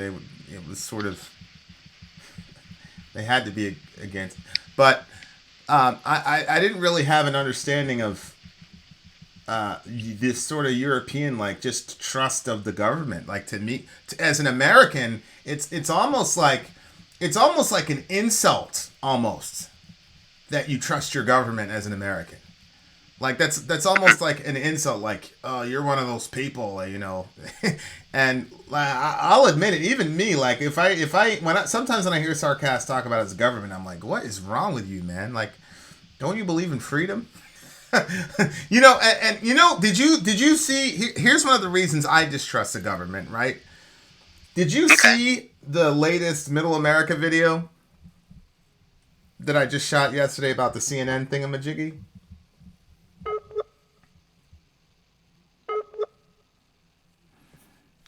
I've got a poor network connection. You still there, Ian? Ian! What's up, Justin Oliver? Good to see you, buddy. We just lost Ian. Figures. Yeah, Americans generally don't trust their government. Americans' roots are from distrusting the British government. If not for government distrust, there would be no America. That's true. Well, Kyrie, when did I say I was against anarchism? I'm not against anarchism per se. I just don't think it's realistic, and I've never heard a very good apology for anarchism. Ian, you there? Hello? Hey, buddy. Hey, I have no idea what happened there. We got, like, totally cut off. Sorry. Oh, yeah, you're good. It was, so I was talking about our government and how there were two cases in the Supreme Court. One was the Dred Scott decision. He was an escaped slave, and by all intents and purposes, he was trying to sue for his freedom. And I watched that video. Huh? That was in your recent video. I watched that. Yeah, so when you have a government that does that at the Supreme Court level and then enforces forced sterilization, it's hard to trust your government. You know what I mean? Yeah. No, I get you. It's like, that's crazy. I think that's maybe what it is, because, like, we haven't had maybe to that degree of political scandal. I don't know. Well, yeah, I mean, you guys had William Wilberforce, and yeah, I was about to check myself, actually, because I was just thinking, like, I don't know enough about it to back that statement up, so I'll recant it. yeah. So that's why, as an American, I'm like, yeah, right. Like, I'm going to trust the same government that did that to Dred Scott and did that to Carrie Buck and just passed, a law that says you can kill a kid up to the 9th. But, like, there's too many things where I'm like, nah, I don't trust these people. Aside from the fact that I'm a Christian and you can't trust anybody, like, completely as a Christian, right? Because everybody's a sinner. You can only trust God. So I'm always going to be suspicious of people in power, including myself. Which is why our kids have the ability to call a family meeting and say, you guys are wrong here, here, and here. And we give them that ability because we don't want to teach them that they're just supposed to blindly follow everything everybody says, even if it's your father and mother. It doesn't matter. Like, if you've got a legit argument, they're allowed to call a family meeting and present a case. So, I think that may be a healthier way to be, because I admit I'm far too much the other way. There's been many times in my life when I've been manipulated for that very thing is in my sort of blind trust, if you like. I'm working on it, but yeah, I get what you're saying. I think it's probably a healthier way of being in a way, because I've noticed that Americans are much more willing to question their government as well. I think there's a sort of current milieu. I think that's what inspired the punk movement. I mean, I don't want to go into that because I'm not knowledgeable on it again, but I think that was certainly sort of one of the elements in it, was to sort of go against the sort of milieu of compliance. And it was kind of like the anarchical fuck the government movement, you know? Right. Well, what is it? No, you've got Noam Chomsky talks about, legitimized authority. So Noam Chomsky's thing is that every once in a while, those in authority need to legitimize why they're in authority. And so you've got this entire structure over there that's impossible for me as an American to relate to. It's like, oh, you're the king and the queen, and I should hold you in this high regard for what reason? Just because of your bloodline? Okay, it's just strange it's confusing to me as an American. But I would think that if you're, I was around some Saudis, and they've got kind of a royal family too, but because it's being paired with the religion, there's an avenue for criticism of the royal family, right? Because you can say, okay, they're not following the Sharia as they should, etc., etc. So there's a way to criticize the royal family because the Quran is over the crown prince, right? But in Britain, so the Saudis, at least the folks I was around, they were fine with criticizing their government and being angry at them and all this. But yeah, I don't understand the Britain thing, man. I don't get it. You don't understand what, sorry? Well, I don't understand the royal family thingamajig and why that's so important to y'all and all that. I'm not saying it's bad. I mean, maybe it'd be good for us if we had that type of deep-rooted culture. Well, here's my take on it. I'm not a very strong royalist because I actually get it. One of my issues with the royal family is that they're born into a life of utter opulence, again, just by an accident of birth. Right. However, the crown, as it's called, which is the sort of the dominion of the monarchy, is one of the things that has been the most powerful uniter of Britain. That's actually why it's called the United Kingdom, because it's all of the nations united under the monarchy. My dad asked me an interesting question once, though, because I totally and actually get the issues with it, because as I said, what gives them the right is simply a birth line. The monarch is just followed down the bloodlines over generations, but they do perform an important function, because one of the fundamental powers of the crown is that they can dissolve parliament, which means we will never ever be under a dictatorship. So hypothetically, if we were to elect a prime minister and it was someone worse than Trump, like an absolute warmonger that was going to take us into war needlessly, the crown can then, as I say, dissolve parliament and step in. They are also the sort of, they don't necessarily make law as such, but no law can be passed without the crown signing off on it. So it means no government can sneak a law in. It's the sort of overarching governing body. So again, you could make an argument as to how can someone have that level of authority from just from an accident of birth, as it were. But whoa, I did not know that. I didn't know that they had actual power in your system. Yeah, well, they're not so much heavily involved in decision making, because Parliament is basically involved with running the country, as it were. But the monarchy is the ultimate authority in the United Kingdom. The Prime Minister the Prime Minister has to report to the Queen. I believe it's at least once a month, but they have a private session which no one is ever allowed to record, where the Prime Minister reports to the Queen about the goings-on of the government, basically, because she has the ultimate veto. So yeah, the Crown has genuine power. That's crazy. I thought that they were just figureheads at this point. I didn't know that they had actual power. Well, they kind of are in the terms of like they're a big tourist attraction, and as I say, like for all intents and purposes, the country is run by the government, so the monarchy isn't necessarily hands-on involved. But why they're significant is that they are the ultimate authority, and yeah, as I say, they sign off on all laws. In fact, anytime, you know how in America you've got like misdemeanors, but you've got a felony, which would be like a murder. In Britain, that would be a crime against the crown. So when you go to High Court for one of those, it would actually be called like the Crown versus Ian Trafia if I'd done it. So. It's called the Crown Court because that's under the authority of the monarchy.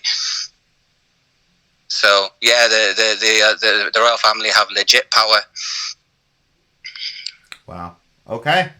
All right. Well. But my take on it is like I say, I am not necessarily a royalist, but I do like that they have the power to dissolve Parliament so that we'd never be under that sort of dictatorship. And I really like Queen Elizabeth as a person. Like, say what you want about the monarchy system, but she has done really good things for Britain. So, yeah, I get you. I'm just a bit of you know how you say you like some America. I love being British. I love my country. So there you go. I love you for that, bro. That's awesome. Anyway, thanks for letting me call in. Long live Britain. God save the Queen. God save the Queen, no doubt. Mashallah. Alright, thanks, man. Much love, brother. Cool. I love me some Ian. God save the Queen. I love that. I love to see people loving their countries, man. That's amazing. He loves his queen. He loves him some Britain. You gotta respect that. Check this out, Vin. Wikipedia. Okay. The 1975 Australian constitutional crisis. That is crazy, yo. Okay, so Jason, you're saying the monarchy has no power and it can't be used, but I don't know. The 1975 Australian constitutional crisis, also known simply as the dismissal, has been described as the greatest political constitutional crisis in Australian history. I wish Dan Pogmore was here. He'd be able to give me the skinny. Marshall Matters, what? Mashallah. It means God willed it. It's like saying, I agree. Congratulations in Arabic. America's okay. I've seen better. I haven't. And I've been around the world. I haven't seen anything better than America.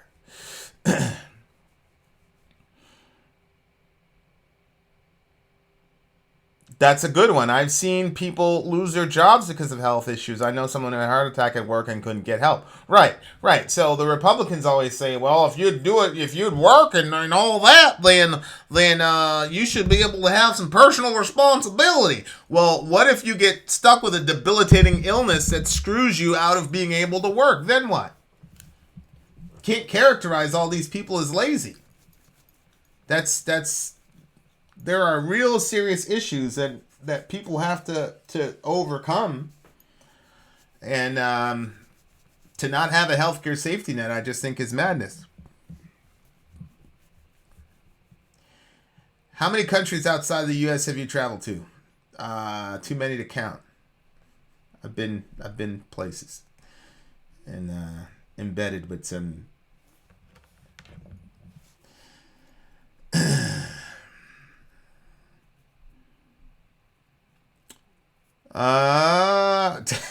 Death to King George the Tyrant.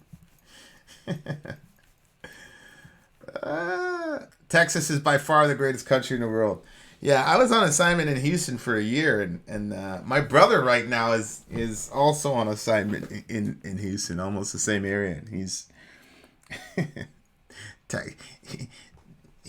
drank the Texas Kool-Aid. He loves it over there. I couldn't wait till my assignment was over. I hated Texas with a passion. I hated Texas with a passion. I'd rather be in freaking Eritrea than Texas. Good Lord. Not to say Eritrea is bad. Well, parts of Eritrea I was in was bad, but God almighty. Who am I talking to? Guess who? Tina Benina. What's good, Tina Benina? Yeah. Well, not much. Just I kind of wanted to follow one from Ian a little bit. Okay. Just for those that don't know, Britain is a constitutional monarchy. The royalty used to have the power to make the laws and stuff like that, and then Parliament grew out, I think, in the Middle Ages, and we had one revolution to where they tried to get rid of the royalty, and it failed. Really? That was the Cavaliers and the Roundheads. Was Sir Oliver Cromwell. They tried to overthrow the monarchy for a short period of years. Wow. But basically, as it stands today, the royal family don't have political powers as such. It's legally transferred to government. But, it's the royal family, and the connection goes back a long way. So, I mean, the Prime Minister meets with the Queen once a week. Yeah, but can she literally dissolve Parliament? I believe there is symbolic powers to do that. She at the end of every parliamentary lifetime, Parliament does get dissolved, and then when the new Parliament comes in after elections, like the general election, then the new Parliament will be convened by the Queen.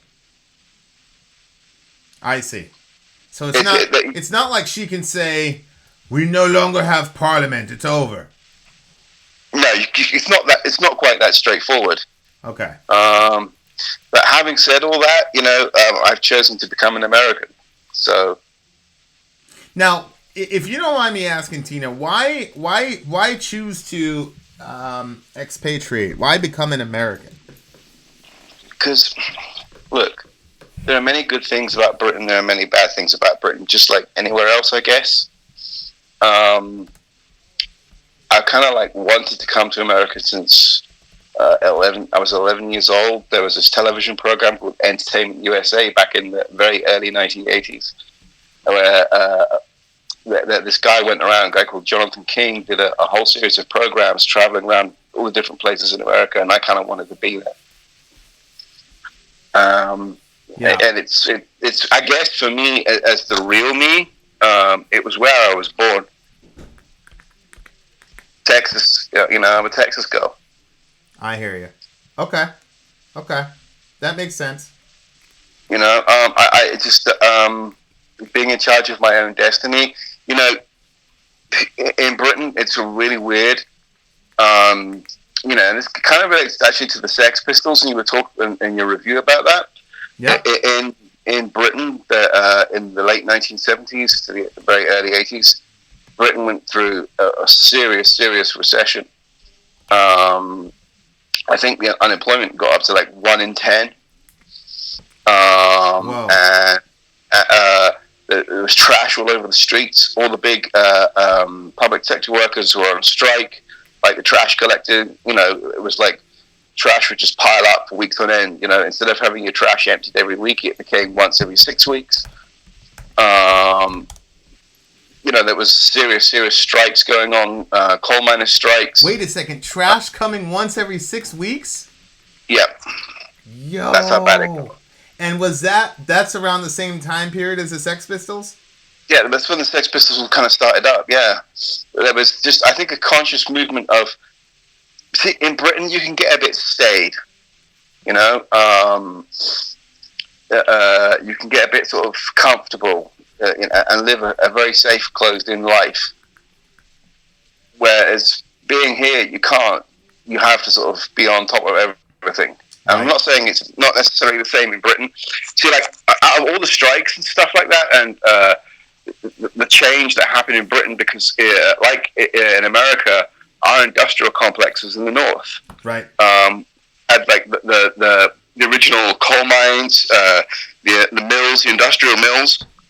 When machines started to take over human labors, Yeah. The whole centre of England, like Leeds and all that part of it, became like industrial mill country. And then we had this when things were so bad that in Britain, in America, what you call Democrat and Republican, in Britain it's called Labour and Conservative, or Labour and Tory. In the political terms, there's also another party called the Liberal Party, or it needs to be the Whigs. But there was a massive strike. Labour lost. Margaret Thatcher got in, and she basically, in order to change the country around, she destroyed half of it. There have been people who have been unemployed, like entire generations of people who have never worked. Wow. They have been on unemployment benefit. In fact, that British reggae band UB40? Yeah. No, but I've heard of them. Go ahead. But there's a British reggae band called UB40, and apparently how they got the name for that band is the UB40 is actually the I think the code for the form, the unemployment form. That used to be called the UB40. So you'd have to have that so you could claim unemployment benefit. Oh man. Wow. Yeah. It was a pretty rough time in Britain. And then in the mid '80s, basically the entire industrial north and central parts of England and Scotland got basically destroyed. Jesus. And so you have, I don't know how much has changed since I left, but this is going back a couple of decades. There was, it got so bad with the coal unions because they had grown so big and so powerful that there was massive police lines. There was buses with flying pickets brought in. There was violence, but basically Margaret Thatcher closed down a lot of the old British industry. Now, what was the logic? What was she trying to accomplish? Basically, to kickstart the country. How is shutting down businesses going to kickstart your country? Well, I mean, to broke the unions. Okay. So basically, everything was a lot of the big industries in Britain were nationalised, and so basically the unions had strangleholds. I grew up in Scotland, and my parents were self-employed. Not the kind of business where you make tons and tons of money, but the kind of business that you feed 4 kids and keep a roof over your head. Yeah. So I get a lot of, what it means to be, a small business and self-employed here in America. But basically, we couldn't compete with the rest of the world. And it was the start of bringing privatization into British industries. Jeez. Good Lord. But really, I used to work for the London Borough of Harrow on their emergency service caller. I worked like dispatch for calling out plumbers and stuff like that, and that the local union at the time, they had the stranglehold on everything, but they were good at what they did. They were competitive, and then they lost the contract, and there was lots of shady dealings going on in the Conservative government, with private industry. You'd have French firms taking over, picking up the garbage in Britain. Wow. I think they were called Ecovert, if I remember rightly, back in the day. This is going right back to like 1986, so my memory might be a bit foggy. But this all started to change when the Conservatives, I think, was when Maggie was in her, I want to say her 3rd term, because in Britain, you're not constitutionally limited to 2 terms. And also instead of 4 years in Britain, it's 5 years. So she got 3 terms. Thatcher did. Sorry. She got 3 terms. Yeah.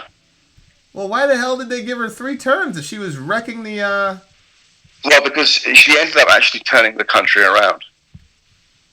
Okay, so she put everybody through hell, and then we came through on the other side. Yeah, kind of. Now, it ruined a lot of people's lives. And she was, Ronald Reagan absolutely loved her. The Americans in the 1980s absolutely loved Margaret Thatcher. Interesting. Yeah.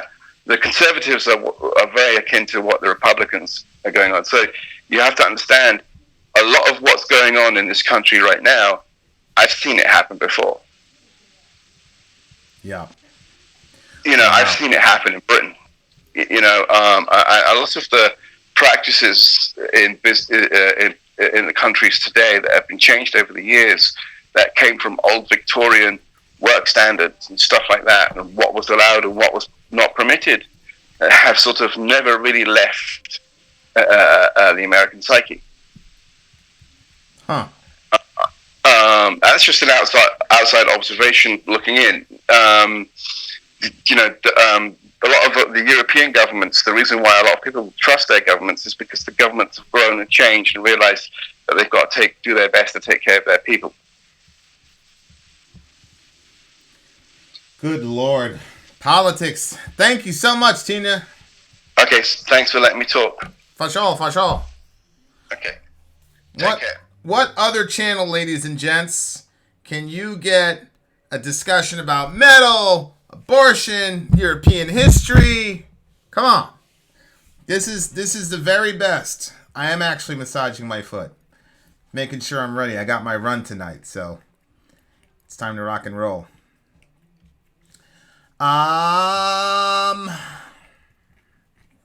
Let's see. Somebody said something. Oh, okay. So apparently there's a situation in Australia. There's a situation in Australia with a player. So if you brought that up, please call in because I want to talk about it. I think the guy's name was Chaos. I think his name was.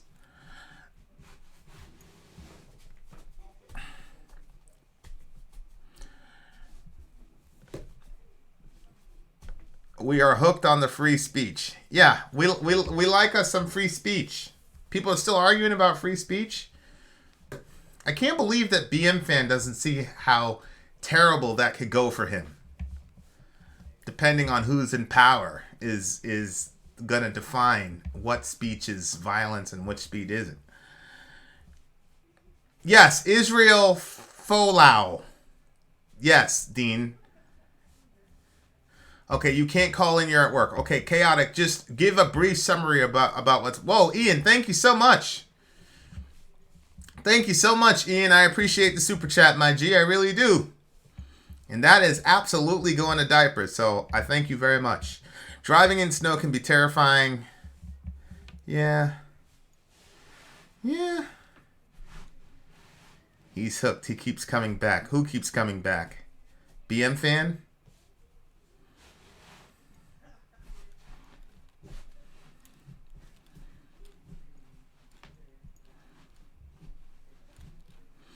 The 30-year-old devout Christian posted on Instagram that hell awaits for drunks, homosexuals, adulterers, liars, fornicators, thieves, atheists, and idolaters.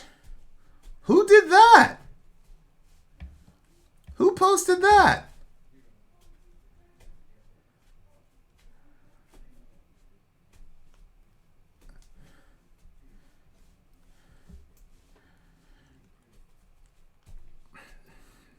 BM Fan posted that? No, I don't think BM Fan would... Oh, okay, this Israel Folau guy. He's a pro sportsman who could lose his contract because of his Christian beliefs. Well, hold on. He put on his Instagram, hell awaits for drunks, homosexuals, adulterers, liars, fornicators, thieves, atheists, idolaters. Isn't that sounds like 1 Corinthians 6, I think it is. Let me see. I got to fact check BM Fan because BM Fan is always... He's always skewed. Let's see. Let me see here. Code of conduct breach. Hold on. Let me see. Let's see what he did.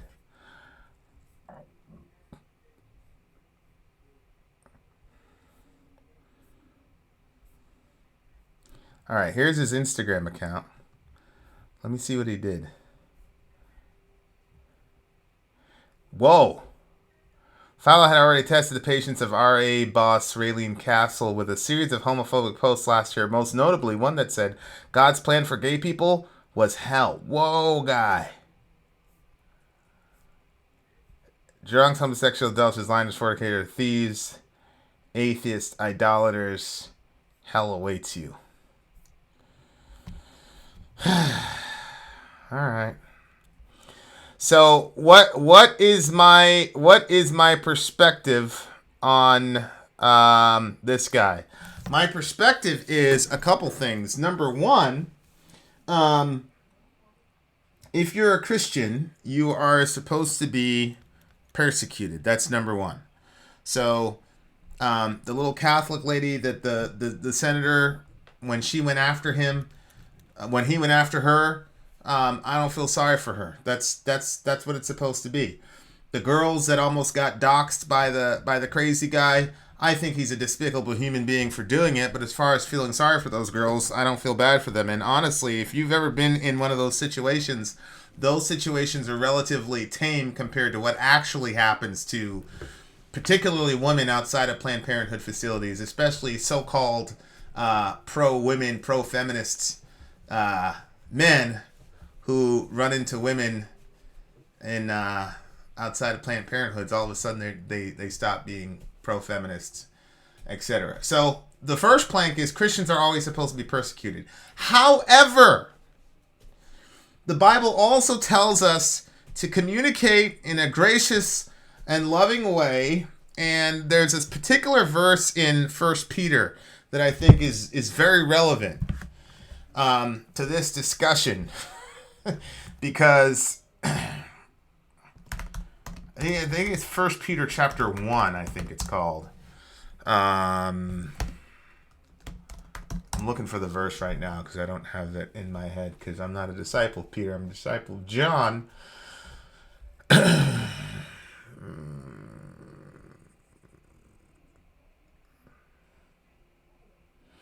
Okay. If you're insulted for the name of Christ, you're blessed because the Spirit of glory and of God rests upon you. But let none of you suffer as a murderer or a thief or an evildoer or as a meddler. And a meddler is just somebody who just stirs up problems, etc., etc. So the point is, there are legitimate times where as a Christian you're being persecuted for a good reason. And then there are other times when and the Bible is clear about this, when you're just being attacked because you're just a jerk, or you're just fill in the blank on the adjective. I am not a fan of people posting a laundry list of sins and then saying hell awaits you. First of all, the Christian message is not, you're not, if you, that kind of leaves the impression that if I stopped being a liar, if I started believing in God or all that, that would make me good with God. That's not what makes a person good with God in Christianity. What you do with Jesus is what makes you good or bad with God in Christianity. If you accept Jesus as Lord of your life, then you're good with God. If you don't, it doesn't matter what you do, you're not good with God. So posting lists like that actually are contrary to the actual message, because the message should be focused on Jesus, not particular sins. So no, I'm not a fan of what he posted. I think it's contrary to the message. Those passages are taken out of context. 1 Corinthians 6, where that list appears, is for people who've already professed faith in Jesus Christ. And Paul doesn't end with hell awaits you. Paul actually ends that passage with God has transformed you and you're not like that anymore, and you need to.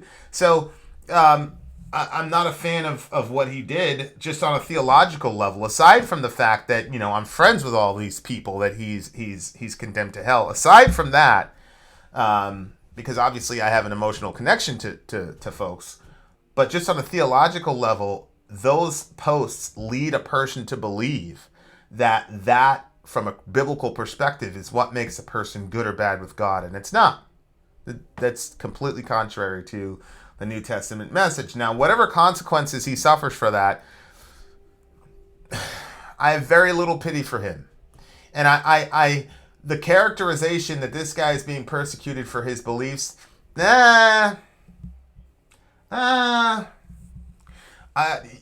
you're targeting a specific group of people, and I have very rarely, if ever, seen any Christian, when they post these lists about people who don't go to heaven, I've never seen it, to be quite frank with you. And I'm not saying that it's never done. I'm just saying I've never seen it. When it talks about greed, and it talks about the lust for money, and it talks about not being good to the stranger and the widow, and taking advantage of the poor, all these things are connected in the Bible, Old and New Testament, with threats of hell, and the term abomination is attached to it. Never gets brought up, ever. I've never seen a meme about it. Not from these conservative Christians. It's always it's always those types of lists. So, he's my brother. He's a Christian. I'm not going to throw him under the bus. I don't count that as a form of persecution. And B, even if it was persecution, I generally don't feel sorry for Christians who get persecuted. So I'll cry my eyes out about, a mosque getting shot up. But if a bunch of Christians die on Easter, Jesus told us that's what would happen to us, and he told us that their reward's going to be great in heaven. So I don't feel sorry for them. I mean, they wouldn't trade places with me right now, I'll tell you that. That's persecution. But posting inflammatory, hurtful stuff on Instagram without any context toward the gospel or any hope of redemption, and you just love to send people to hell, and people react negatively to you, I don't take that as I don't believe that you're being persecuted when that happens. So that's my perspective on it.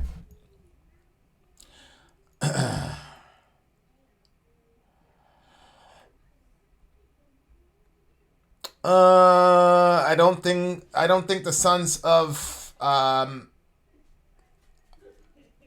thunder without sin. Yeah, no, I mean, yeah, all of us are sinful for sure. Yes, he did. He said, "You'll be with me today in paradise." I agree.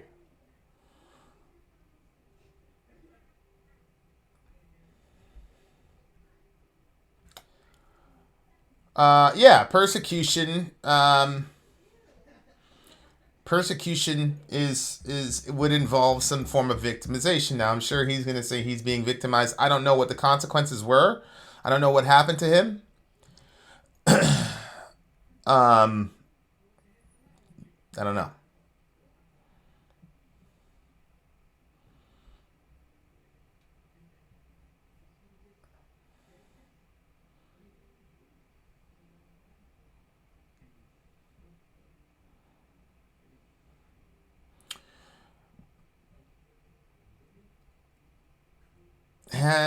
He can say it, but he deserves all that comes to him: losing his sponsorship, being removed from play. His words have consequences. Yes, Jesus loves you 3,000. I agree. I agree.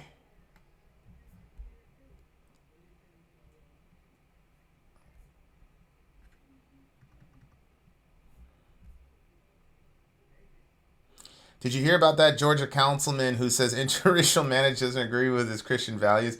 Where in the Bible goes against marriage between races? Well, in the Old Testament, the Israelites were not allowed to marry the Canaanites, and that was because of their religion. They will lead you into idolatry, etc. But you got a guy like Moses, for example, who married an Ethiopian. Moses had an interracial marriage. There were a bunch of interracial marriages in the Old Testament, and that was because the emphasis was always on loyalty to Yahweh. A lot of people don't realize this, but in the Exodus, when people left the land of slavery to go to the promised land, it actually says that there were a vast multitude of peoples that went with them that were then subsumed into the nation of Israel. So when you hear about the Israelites going into the promised land, it's literally Israelites and a bunch of people that attached themselves to Yahweh from other nations, including Egyptians, even the people that enslaved them. They all got subsumed into the nation of Israel. So Israel was not a racial nation. It was a nation that was devoted to Yahweh. And from a New Testament perspective, it's the same principle. From a New Testament perspective, you're not supposed to marry outside of your faith. So it's not a racial issue. It's a spiritual issue. Jade is spirited in the house.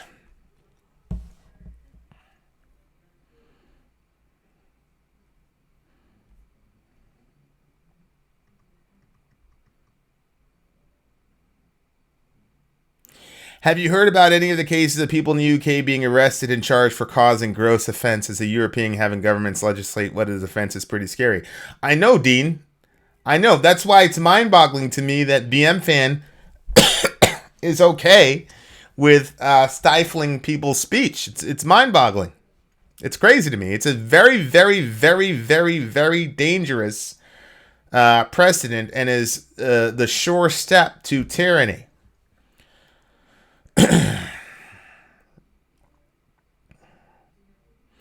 And I agree with that. What Simon is saying, freedom of speech does not mean freedom from consequences. So there are natural consequences that happen to people who go out of their way to be just horrible human beings to other people. So if you can voice a political belief or protest in uniform while performing whatever sport under a private organization's branding without losing anything, why should this guy? Well, how do you solve that problem? Do you make the sponsors continue to sponsor him?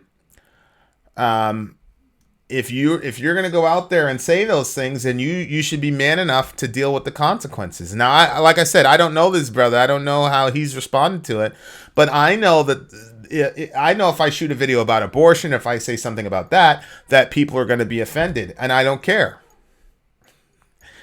And I'm willing to deal with whatever consequences I have to deal with in the fight for the unborn, and I'm never going to stop talking about it until it's over. But at the same time, I'm willing to pay that, and I've paid prices for it, and I'm not a martyr for it, and I'm not a hero for it. It is what it is. That's what the Bible told you is going to happen. So I hope this guy's not complaining that he's being persecuted. I hope that's not happening. You can't complain. If you're going to do it. Do it. You can't complain.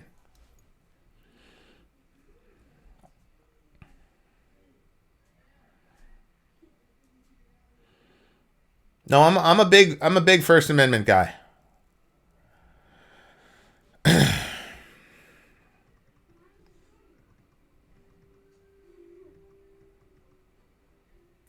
Not okay with government stifling speech, but totally okay with an oppressed minority group fighting and silencing fascism themselves. Yeah? Well, all those folks, I don't see a lot of black Antifa folks. I see a bunch of privileged, white kids running around with Marxist capes saying they're going to rescue people like me from oppressive white people, which is incredibly paternalistic and insulting. A BM fan earlier today said he was trying to protect me. I don't need your help. Especially don't need anybody doing any more violence in my name. Enough of that's happened already, believe me.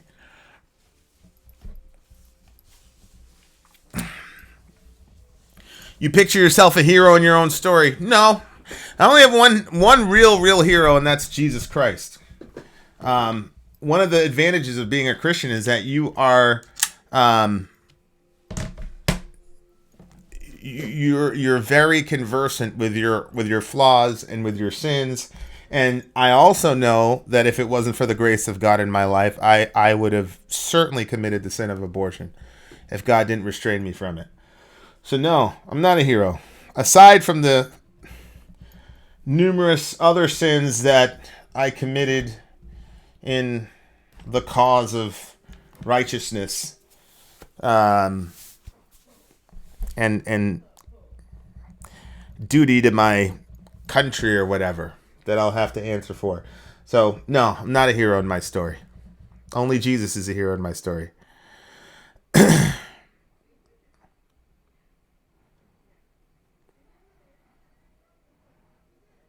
Correct. Correct, resident outcast. That's essentially tyranny of the mob. Correct. Persecution is okay so long as a louder group says it's okay. I'm not giving the guy a pass. Very good, resident outcast. I agree with you 1,000,000,000,000%. Jesus would be an anarchist. I don't know. I mean, Jesus was a monarchist. And he believed in theocracy, Kyrie. What are you talking about?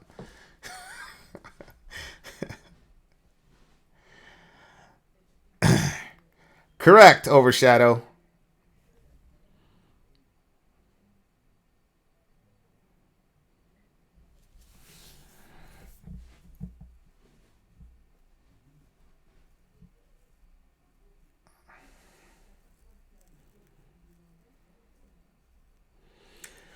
The problem today with the U.S. is people put the big book away and started to follow the law of the land. Yeah, I agree.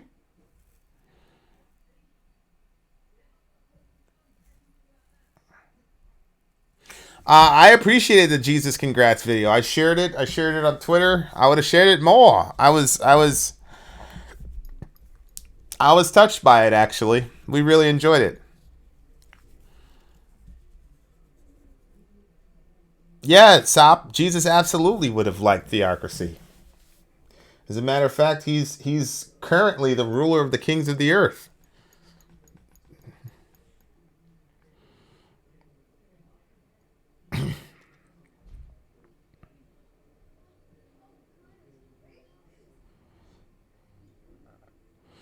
When will this end? I want to see the Black Flag review. The Black Flag review is already up, bro. I actually pretty sure I launched Black Flag this morning. What are your thoughts on the missile movement stuff over in the Middle East? I'm gonna shoot a couple videos about it. I think it's a terribly tragic situation, and as an American, it's tough to know that we have done a lot of things to contribute to a lot of misery over there in Gaza, and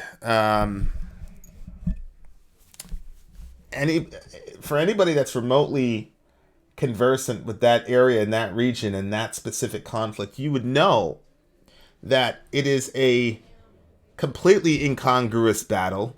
That when you hear reports of clashes and things of that nature, these are not clashes. These people are getting completely dominated militarily by these Israelis, and I think it's a horrible crime. And it's, aside from abortion, when you look on the global scale, what we're doing to these people in Gaza is a criminal embarrassment that the next generation is going to look at us and say, "What the hell were you guys doing?"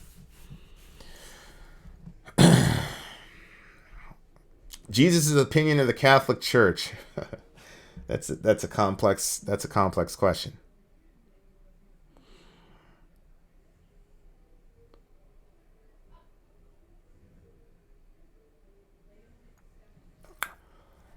I don't know. I don't know that Israel wants a war with Iran, but I think Israel wouldn't mind us going to war with Iran. And I'll just leave that at that. I'll just say it that way.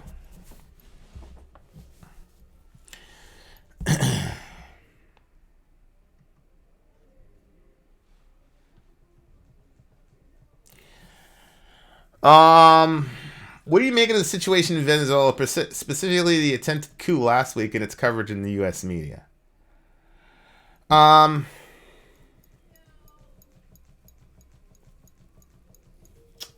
I don't think I know enough about the particulars of Venezuela to be able to speak intelligently to what's going on there. Yeah. Why, Ragin? Serious question. Why do you think we'd be at war with Iran? What have the Iranians done to us? Well, BM fan, that's one of the reasons I'm kind of like hesitant to speak directly about Venezuela yet.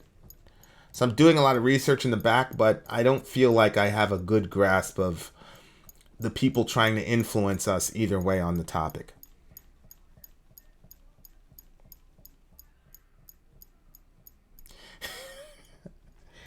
Matthew, Maida. There is a piece of scripture that was cut during the Council of Nicaea that indicated Jesus wouldn't have been in favor of his religion being organized in sects like Catholicism and Protestants. No, there isn't. There was never any such thing.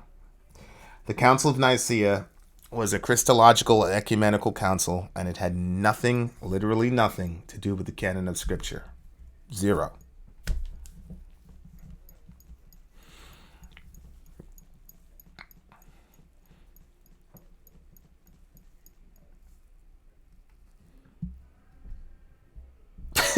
People tend to mention war with Iran only when they pop up in the news cycles for one reason or another. And yeah, I don't understand.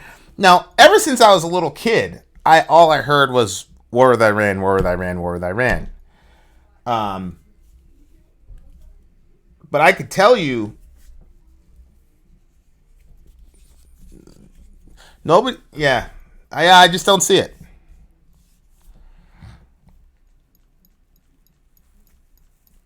Here, Matthew Maida. Let's do it this way. Get me the source for the statement that you made about the text being cut out in the Council of Nicaea.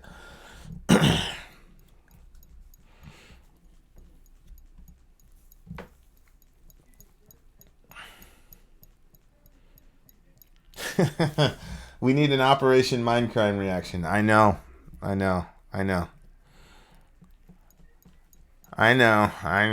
We do need a mind crime.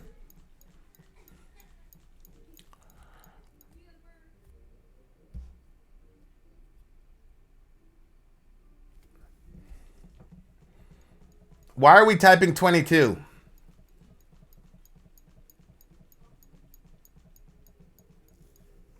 BC, what did you hear about the Council of Nicaea?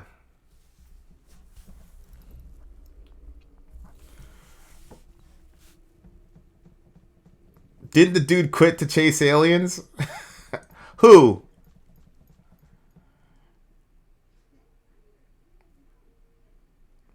Sori was not right about the Monopoly game. Stop it. Stop it. Oh, yeah, I'm pretty certain if we do... Well, the Slipknot record's coming out in August. The Tool record's coming out in August. I think we're going to do a live stream first listen for the Tool record that's coming out in August. So that's the next one that's coming up. And I know we've done a ton of Tool as far as records go. But no, BC. The Council of Nicaea had nothing to do with what books were in the Bible. Nothing. The Council of Nicaea was about settling the debate between Athanasius and Arius about the nature of Christ, whether he was an eternal being or not. Hence the Nicene Creed, which followed, which talked about Jesus being very God of very God.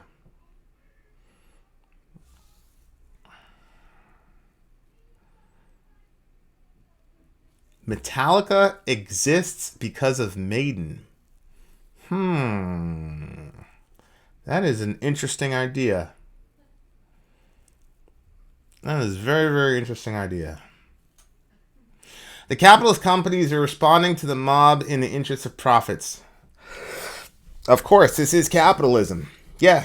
I just think capitalism as an economic system has got to go away. Because it's cost us millions of lives, and it cost us lives in a way that's different. It's not as easily recognizable as the way that communism has cost us lives. So the capitalists have sort of high ground in pointing to Stalin and Lenin as if millions of people haven't died because of capitalism. So I agree with you there, BM fan.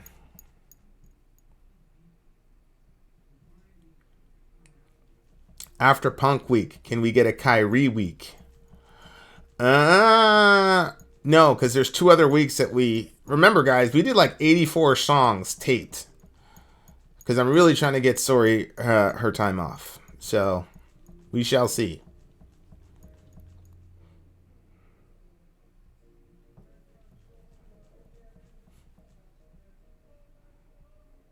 Wait, it's Punk Week? Yes, Raging Ryu. It's been Punk Week for an entire week, my brother. After maternity leave. It's very possible. Oh, yeah, it's all good. It's all good, Matthew Maida, for sure. Do you think things like that Gillette video or Nike hiring Kaepernick was purely done out of the goodness? No. They were doing so.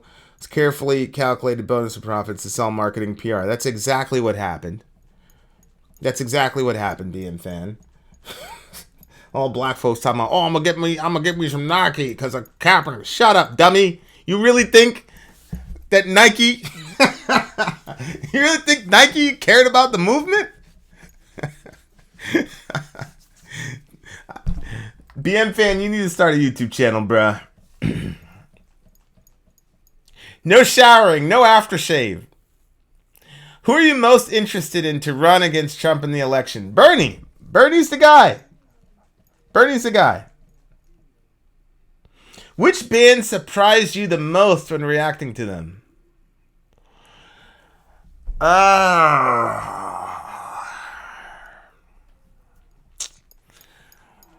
Which band surprised me the most? Probably Magua, because of how deeply I've been affected by them. I was actually talking to some random strangers about Magua yesterday. I'm a big Magua evangelist. I'll have to really think about that because I want to give that a thoughtful answer. I didn't know how good of a writing talent Danny Filth was. John Lennon. Bernie's 103 years old. Yeah, I know. That's a problem. I get it.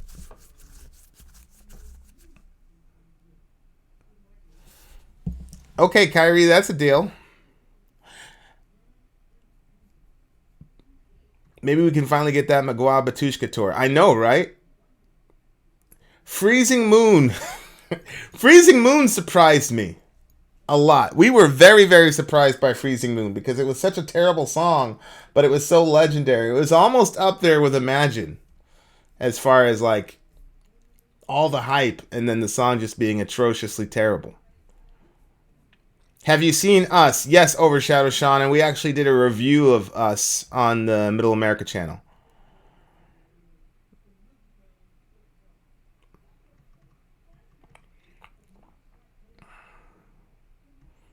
Was the head interview your favorite to date? Yeah, I mean, obviously, talking to him was cool and making those connections, and we're going to be hanging out with him when he comes around in August. So yeah, obviously that was my favorite. My other favorite was, I think, Zen and Lindsay. We became genuine friends, and that's pretty cool. So those are my favorite interviews for sure. Jesus told John Lennon about all of you.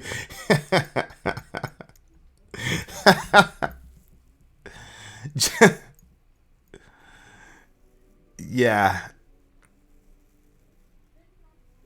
Yeah, if there was no fair use on YouTube, we'd be killing it right now. Because we've got like an average of like, the average time people spend on a video is like 2.5 to 4 minutes or something like that. And then we've got like 7.5 to 8 minutes as an average. So we would clean up if it went for the fair use stuff. Of course, there's a way around fair use, which is simply to just cut up the video and don't let the videos play all the way through. But we're not going to do that. We're never going to do that. I'd just stop the channel before we go there.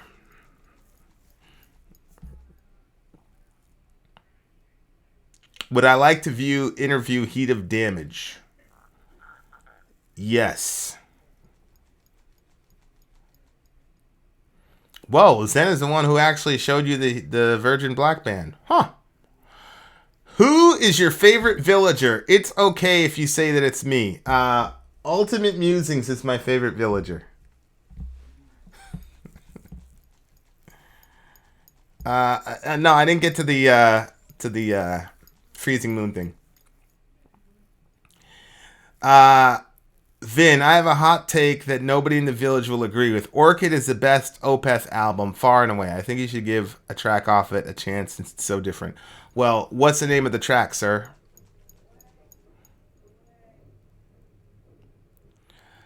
Whoa, M Death Fan, you saw that. You peeped that on Twitter, huh? M Death Fan, I had an interview with like 3 or 4 really big bands, and I completely dropped the ball on them.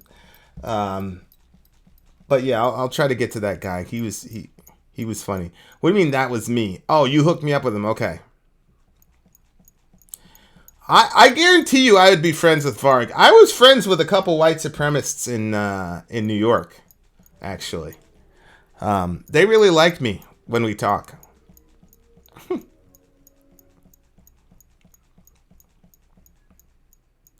You should do an interview with Trivium and not lose it.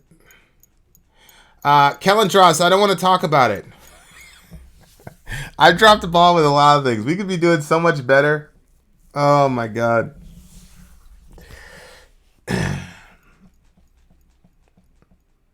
What are your thoughts on the pardon Trump did on the guy convicted of killing an Iraqi prisoner in custody? Absolutely despicable.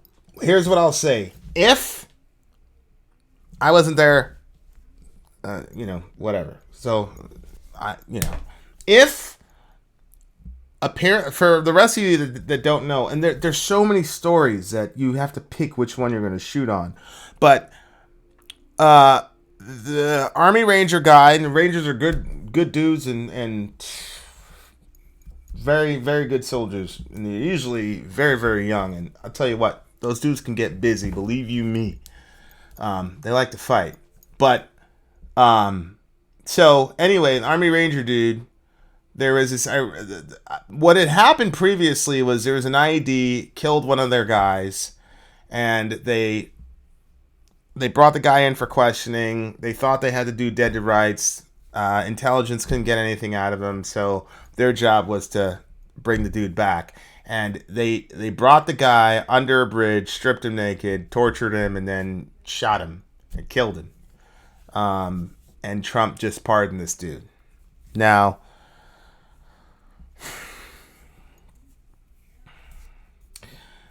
there are situations in which you have information that the general public doesn't have, and it influences the decisions that you make. I'm pretty sure that this guy got received his sentence during the Obama administration, and Obama had access to the same intel that Trump had and didn't pardon him. A lot of people don't know this, but Obama has looked the other way on a lot of situations like this. But that's because an argument was mounted that, X or Y action was justifiable. So my point is, I doubt very highly that there's any intel that we would be able to see that would change anybody's mind about what happened. And the fact that Trump isn't more vocal about why he pardoned this dude is extremely troubling to me. If you're going to pardon him for something that egregious, you need to make a case to the American people first, and then to the world. Because the optics on this are terrible. We get to just we get to kill anybody we want.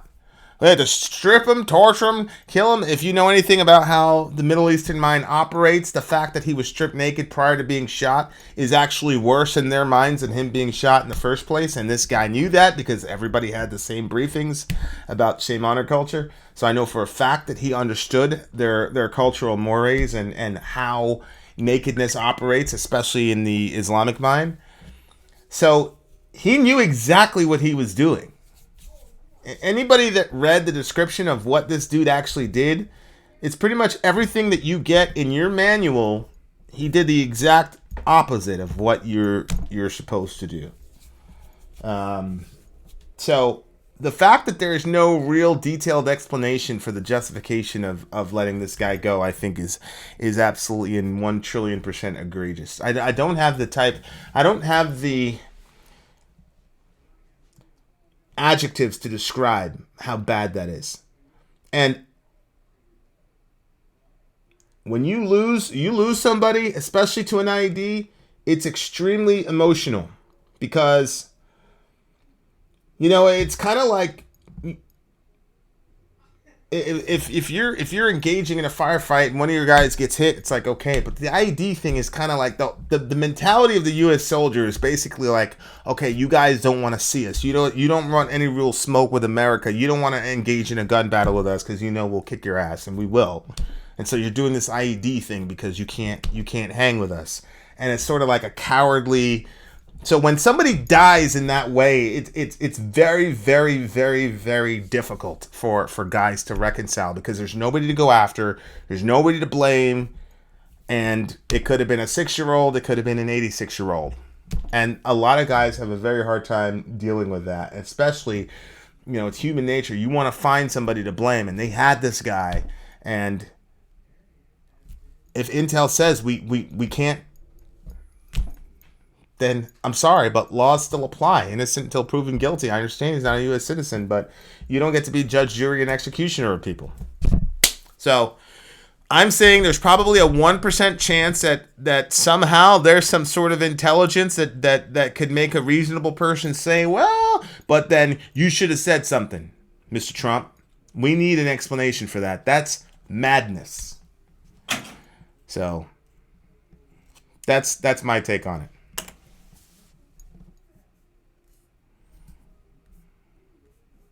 It's terrible.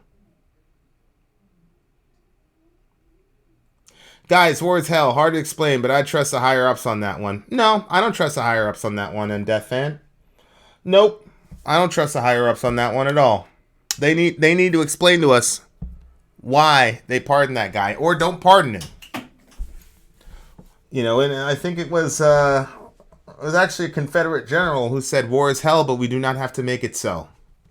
So, we make war more hellish than it already is when we do stuff like that to people.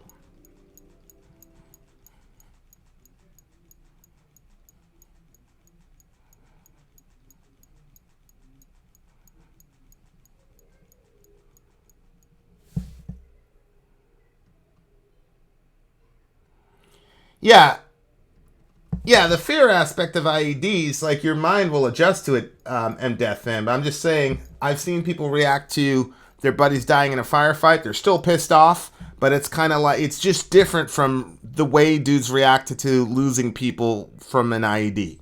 It's just different.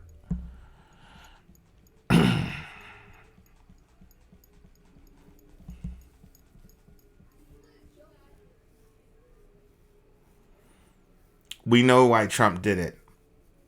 I don't know why Trump did it. Opinion on Woods getting a medal.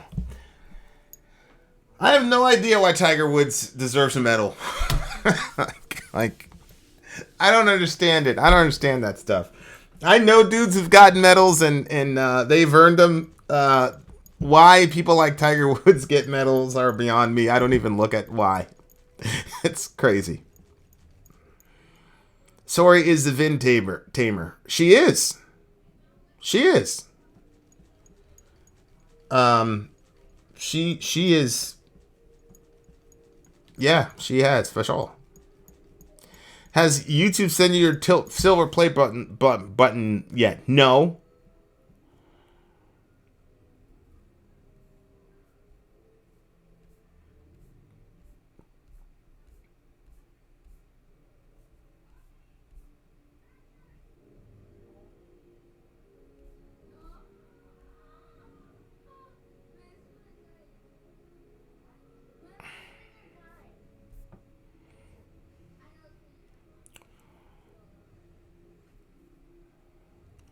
Oh yeah, the silver play button unboxing will be a moment for sure.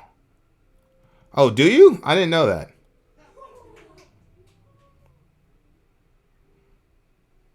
that. Yeah, we did check out Trouble, actually.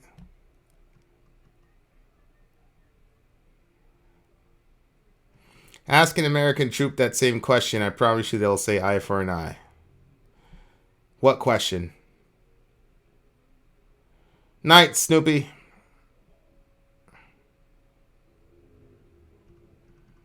Oh, maybe there is one, Mr. Sarcast. A 0? I know. Sori gave a 0 to that. I know. I haven't looked at the thingy yet. I haven't looked at the comments. And Heat of Damage interview in June.